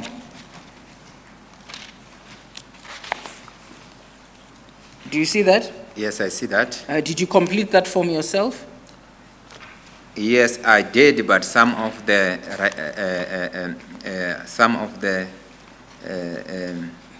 spelling there, or the one who wrote matric is not me. It's the two people who wrote there.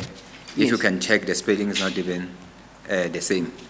Yes, but on the form itself, did you complete your name and your names there? Your Yes, name and your yes, surname there? Yes, And your home address and postal addresses? yes, And telephone numbers? yes. Thank you. And then if you turn over the page, you have put in your ID numbers and your place of birth, Yes, and you put in the high school. yes, And then the highest standard passed, if you look at that form, and you put in there 10, yes. and you put in the year that you I'm passed. sorry, Chair. you had page 408. That's correct, Chair. By the HR. That is the reason why I went to Pretoria to check whether I can combine those symbols to give me a matric certificate. I did not lie at all, and already I was employed by the SABC. The issue that I'm saying, Chairperson, I'm saying looking back, not accepting, looking back, I was not supposed to take this advice from the lady, but there is no lie. And the SABC the SABC knew that I don't have a matric. They employ me because the public protector, what he was pushing, he was saying, no, actually, Hlaudi was, he was supposed to be employed because of matric. That is false. It's wrong and misleading, Chairperson, honestly. Yes. Because I accept, if I was another person, I would say, no, because this form, even if you check, Chairperson, it's written, many people written there, but because I'm honest, I accept it. You say, who? Yes, I put that one.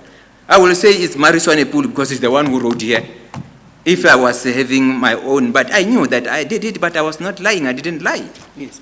Or can I put this question differently? Yes, If I divorce my mind from your evidence that you've given earlier, and all I have before me is this form, page 408. If I look at that form, I can say that the person who's mentioned on this form has passed standard 10. no, And, sorry, may I finish, please? Okay. Okay. The person who is mentioned on this page has passed standard 10, and his subjects, he had English, and E symbol, South Sotho, E symbol, Afrikaans, E symbol, BIPS, E symbol, and history, F. That is what I read from this page. All right? Would this information be correct? it is not correct, because when you look, Chairperson, in that form, outstanding matric, on the right-hand side, which was written by the lady called Motsoeneng. When you look here, and this talks to the issue that I was not even sure about my symbols, Chairperson. When you look here, the symbols that I put here, I was just putting, I put symbols there, but they don't even give you a pass. Those symbols, they don't give you a pass. Yes. They are, 4 of them are symbol E, and then the 5th one is it J? F, Chair. F, okay. Yes, Chair. Okay. Yes. So the point that I'm making is you must remember a person looking at this form doesn't know your interactions with Ms. Swanepoel. The person looking at this form is looking at a person who has passed standard 10, according to what is recorded here. Chair, with due respect, I will submit that just reading the form, it doesn't give you the person passed standard 10. If you didn't go to school, you can believe this. But if you went to school, you must read, you must check what is the meaning of all these issues and analyze it. So I just want to understand, are you saying, because I need to understand exactly what the point you're making is. I'm not understanding it. Are you saying that this information that you are putting, that you had put in here was unreliable information because you must look at it and compare with what Ms. Swanepoel had said on the right-hand side? I'm saying this, Chairperson. I was advised. I'm saying I was not sure about the symbols, which Marie Swanepoel, in her own letter, confirmed this. Marie Swanepoel, in her own, by writing outstanding metric, confirmed this. This document, according to me, Chairperson, in my view, when I came from Pretoria now, coming back to say, I don't have metric, I could not get those symbols to give me a pass. For me, HR, they were supposed to remove this paper. They were supposed, as HR, they were supposed to remove it, but instead of removing it, they put outstanding. And in my understanding, because I engaged, in my understanding, outstanding is, metric is outstanding. Yes. So, and it was well known that I did not lie about metric. So, in other words, then, if you say they could have put it away, then it makes the point which I'm making to you, that then that information was unreliable, incorrect information. Yes, Chair, you know it's English. Yes. I do understand. Yes. Thank you. It is unreliable, the Yes. information. And Well, let's leave aside reliable or not reliable.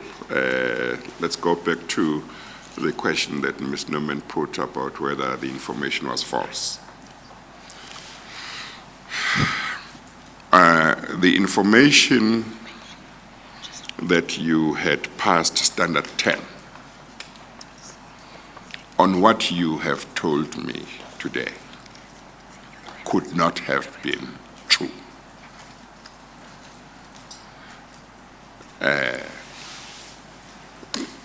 Do you understand that, or do you want me to continue before you, so that you can follow it?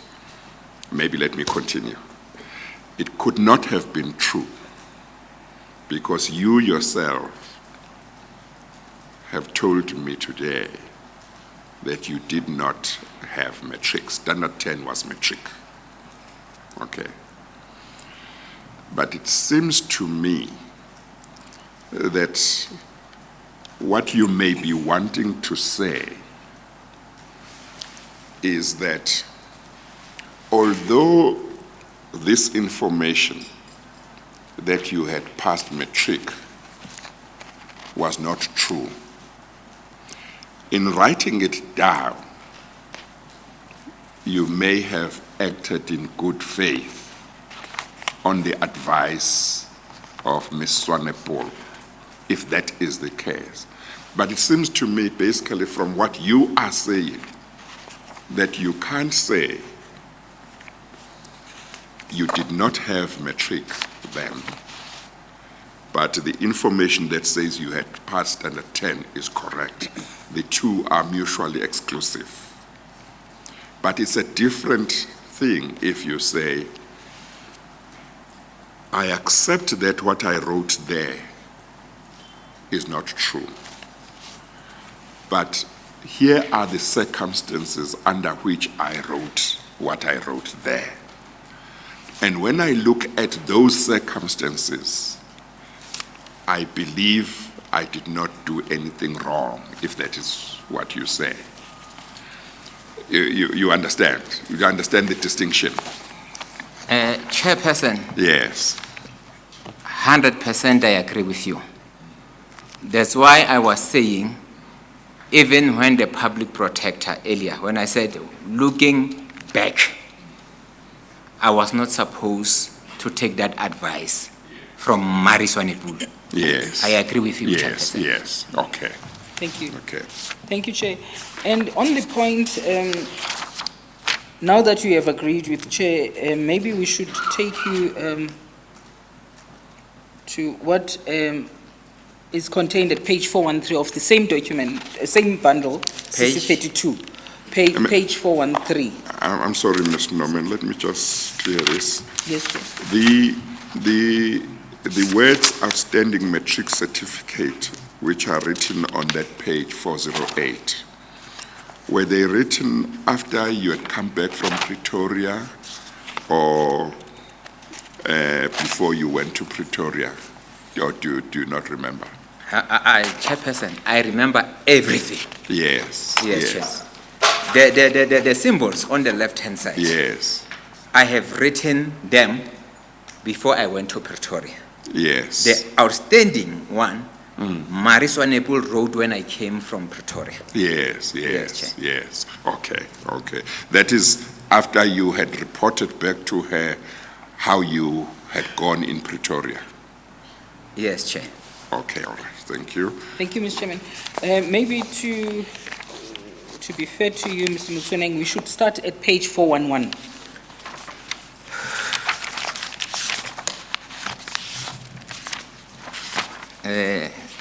I'm there, Chair. 411, are you there? Thank you. Yes, page 411 of the 411, same Chair. bundle. Yeah. Same bundle, yes. Thank you, Chair. Okay. This is a letter that was written to you, Mr. Motsoeneng, from Mr. Paul Tati, Human Resources Consultant. Is that correct? It's correct, Chair. And that letter was dated 27 March 1996. It's correct. And then the reference is educational qualification. And this is what it says. We refer to the conversation between yourself and the writer on 19 March 1996 in the above regard, and confirm that you have undertaken to write the outstanding course towards obtaining your metric certificate during October 1996.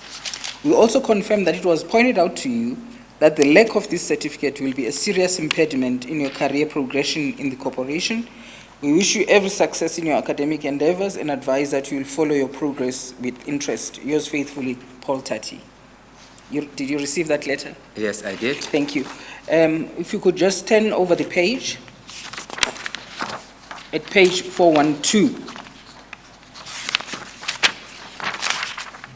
This was another letter. It appears to be, it looks like a memo, but it was written to you, Mr. Motsoeneng, from Ms. H. Mufokeng, dated 12 October 1999, and the subject, educational qualification, metric certificate. We refer to letter dated 27 March 1996 from Paul Tati regarding outstanding metric certificate. You are hereby once again requested to hand in a copy of your metric certificate as soon as possible. Attached, please find a copy of the letter sent to you by Paul Tati, which is the same letter that you've already read. Oh, sorry, I beg your pardon, it's another letter. And that appears at page 413. That one was dated 4 May 2000. Dear Mr. Motsoeneng, metric certificate, I refer to the above matter and confirm that despite numerous requests and reminders, your metric certificate is still outstanding. Management must insist that this certificate be submitted to your local human resources office by no later than Friday, 12 May 2000. I must also draw your attention to the fact that you have recorded your highest standard passed as standard 10 in the application for employment form, which you completed when you joined the SABC in 1995. I appreciate your assistance in this regard. Yours faithfully, Mr. PM Tati. Did you also receive that one? Yes, I did. Thank you. Then the last one I would like to refer you to is the one written by Ms. Motsoeneng. Is that the lady that you referred to as the one who had written outstanding certificate? Yes, yes. Thank you. And that appears at page 414.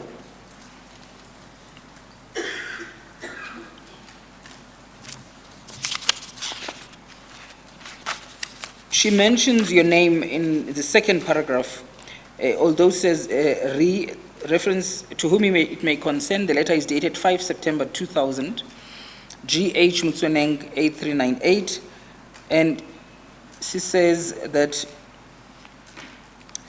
I'm sorry, Ms. H. Borges was aware of the fact that Mr. Motsoeneng did not hand in his metric certificate, which I just wrote on the application form, outstanding metric certificate, March 1995.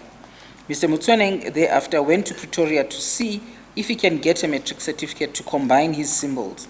He informed me on the date of appointment that he was not sure of the symbols of his subjects, and I informed him that it was fine. Correct. Yes, that's correct. And then the last one on the metric certificate issue is also from Mr. Tsatsi, and that's page 415. dated 4 May 2000. I refer to the above matter and confirm that despite numerous requests and reminders, your matric certificate is still outstanding. Management must insist that this certificate be submitted to your local human resources office by Friday. Is it not the same that I read? It's the same. I think it's the same letter as the one that I read. I beg your pardon, Chair. Yes, it's the same letter as the one that appears at 413. And then page 416.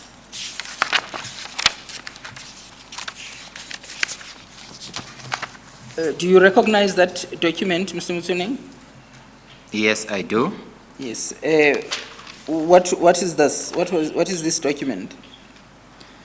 This document, it will be the symbols Yes. that I was referring to the core now when you combine your symbols. Yes. Is this the certificate that you submitted then to your employer? I think Letter rather than yes, I certificate. think this one, Chair, goes hand in hand with the Motsoeneng pool. Is when the SABC, they were starting to investigate this matter. Some people who were believing that, no, I lied for me to be employed at the SABC.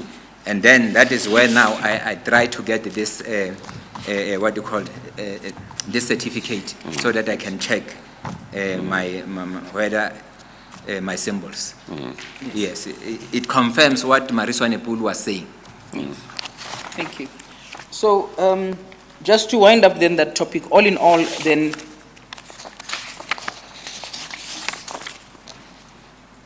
as you can read from what Miss, I know that we had said outstanding metric, but outstanding metric certificate may mean that you have this, you have passed metric, but the certificate you have not submitted. In my view, not at all. In my understanding, I'm just talking in my understanding, especially knowing that I have never lied, I have never said I've got metric certificate. Yes, but then why is it that Mr. Tati kept on harping on the certificate? When are you submitting your metric certificate? Hey, Chair, maybe he knows why. Because if you look his letters, contradiction, in one letter he's saying that our discussion, which is true, our discussion that you will write outstanding subjects. And he's saying this is going to have effect on you for your progress. Yes, let's go to that letter Yes, because that might be important. That is true. That Chair will find it. Sorry. Maybe before we go there, just remind me again on which page I find Mr. Motsoeneng's application form, the one written. The one that you referred to, Chair, Yeah. is page 408. Okay, I'd lost it in the You lost meantime. page 408, Chair. Okay, all right. And Yes, then thank you. And then the letter that Mr. Motsoeneng refers to talking from about- Mr. Tati is 411. 411. That's correct, Chair.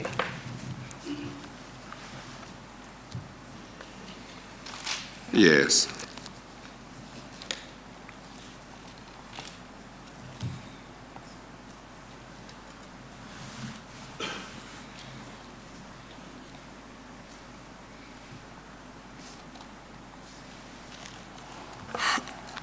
Well, if one reads that letter from Mr. Paul Tati at page 411,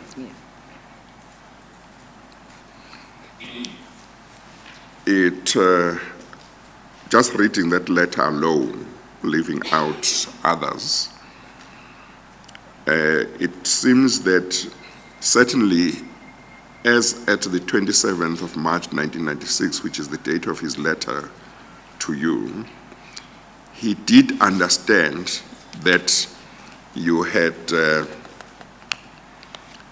not passed matric yet. It is true, Chair. Yes, and he confirms that in the conversation that he had with you, there was an indication that you undertook to write the outstanding, cause, I don't know whether it was cause or causes at that time, but the outstanding cause, that's what he says, towards obtaining your matric certificate. That's how he puts it at that time. It is true, Chair. Yes. But I wanted to go back to when you were employed permanently in 1995. I think you said earlier on something to the effect that possession of matric was not a requirement for the position for which you were appointed. Did I understand you correctly? Yes, Chair. Yes. Are you sure about that? Chair, I'm sure because I needed to produce the letter where we can see my appointment letter. I think it will talk to your question, Chair, and give you Yes. comfort on that letter, what the letter says. Yes. And also, Chairman, Yes. let me just add, Yes. there are many people at the SABC that don't have matric, Yes. even today. Yes. The think- SABC has, I mean, even on record publicly so. I think Dr. Ngubane said the same thing yesterday. Yes, there are many people. Actually, Yes. SABC chairperson, Yes. you also look at talent. Yes. You know SABC chairperson, even if you can come with a degree, if you don't have talent, if you are not a singer, you're not a singer. Yes, if you are not a broadcaster, because broadcaster is talent. That's why, chairperson, you will find that, and I'm not saying this because I don't have those degrees. The history of the SABC, most people who are excelling is talent, is not those qualifications. There are those who are excelling, but you can see that at least they have empowered themselves. Also, it enhanced their talent. Yes. But Yes. most of them, they are not, because talent is talent, chairperson. We even in a board meeting argue these issues to say, look, here you are not ESCOM. So you even if you employ people, we even I think I don't remember well, chairperson, but I think we even changed the policy of the SABC to say, let us look at talent, because when people have talent, you can't go wrong. They are the ones who bring audience, because it's all about, sometimes, chairperson, those who are not really having all those degrees, you know, some people, they say, no, these people, hey, talks, useless stuff. But that person is the most person that is being followed by the audience. For me, it's just maybe, it's a broadcaster, chairperson. People who are acting as actors, your soapies and dramas, some of them, they don't have even matric.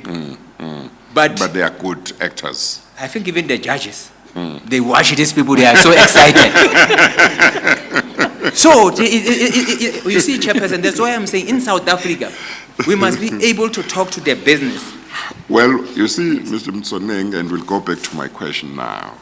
I mean, you don't have to convince me or persuade me that somebody who doesn't have matric or somebody who never went to school may have talent, may be bright, may be smart, and may be very good in certain things. You don't have to convince me. I know that to be true.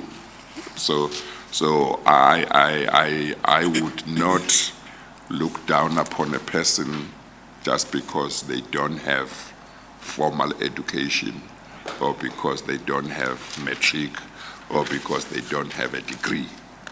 You see, obviously, if in an institution the law or the policies or the regulations say for this position you must have a certain qualification, then for me it is important that there must be compliance with the law, the regulations, and the policies. But just because somebody doesn't have that qualification doesn't mean that they are useless, doesn't mean that they don't deserve respect. It doesn't mean that they don't have dignity.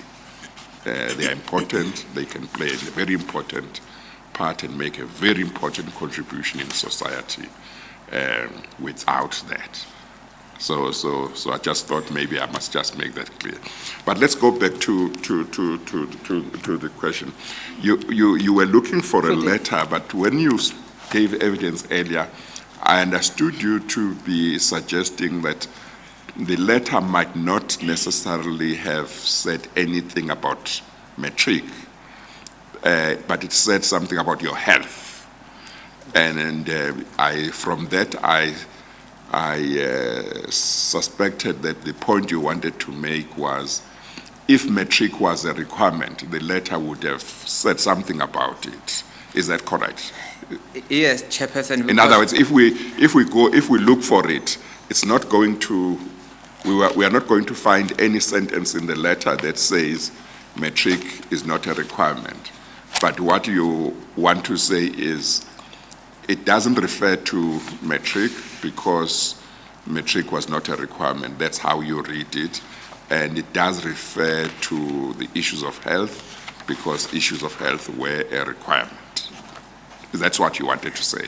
Yes, Chair. Okay. Because normally, it will, if you are employed, in that letter, it will be submit your matric certificate or your diploma. I'm just giving. Yes, that's how normally it would. Yes, yes, but in this case, it didn't say that. It didn't say that, Chair. Yes. And that letter is here, Chairperson. I think Yes, I'm sure we will Yes, find it. it's page 209, Chair. 209. Yes.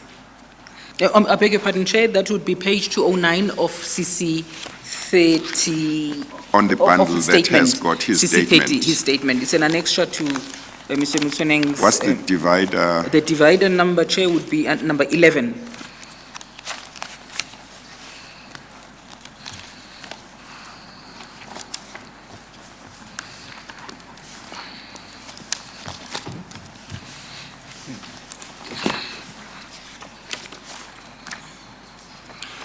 Have you found it, Chair? Yes. Yes. Yes, I found it. Yes, thank you. It says dear Mr. Motsoeneng, the SABC has pleasure in offering you the following position, that is trainee journalist, and then it gives details. Thereafter, it says your appointment is also conditional upon a satisfactory medical certificate and X-ray report. Attached is a medical questionnaire to be completed by a medical practitioner. It would be in your own interest to undergo the medical examination before you commence service. The corporation will make arrangements for the X-ray examination after you have been appointed. Membership of the pension fund, then it continues. And I think the point you wanted to make. The next page, Chair. Our next page. Yes. Page, please report to blah, blah, blah. No. Then says documents relating to your appointment, including a copy of the corporation's disciplinary code and grievance procedure, which form part of your conditions of service, will be handed to you. In accordance with the personnel regulations, you are requested to submit the following documents when you report for duty. 1, birth certificate or national identity document. And then 2, educational certificates. 3, unemployment insurance card, income tax reference, valid driver's license, bank, building society. Then kindly inform me within 15 days of the date of this letter whether you accept the appointment. This is done by completing the declaration at the end of the original of this letter. I think that's I think what I've read includes what you wanted to highlight. Yes, Chair. It says you must submit your educational qualifications without saying matric, just educational qualifications. Yes, Chair. Yes.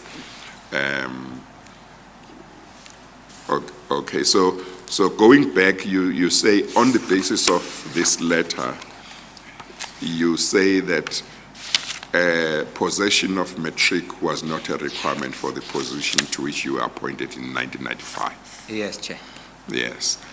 And then in regard to, if we go back to 408, I think. That will be in the bundles, the other yeah, bundle. the other bundle. CC 32. That is the application for employment. Yes, Chair.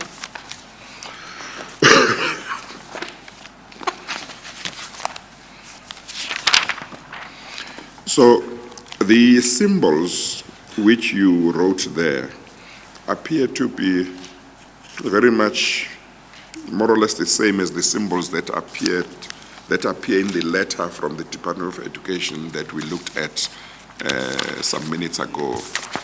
Maybe there might be one or two differences. You remember that letter? That would be 416, Chair. 416, okay.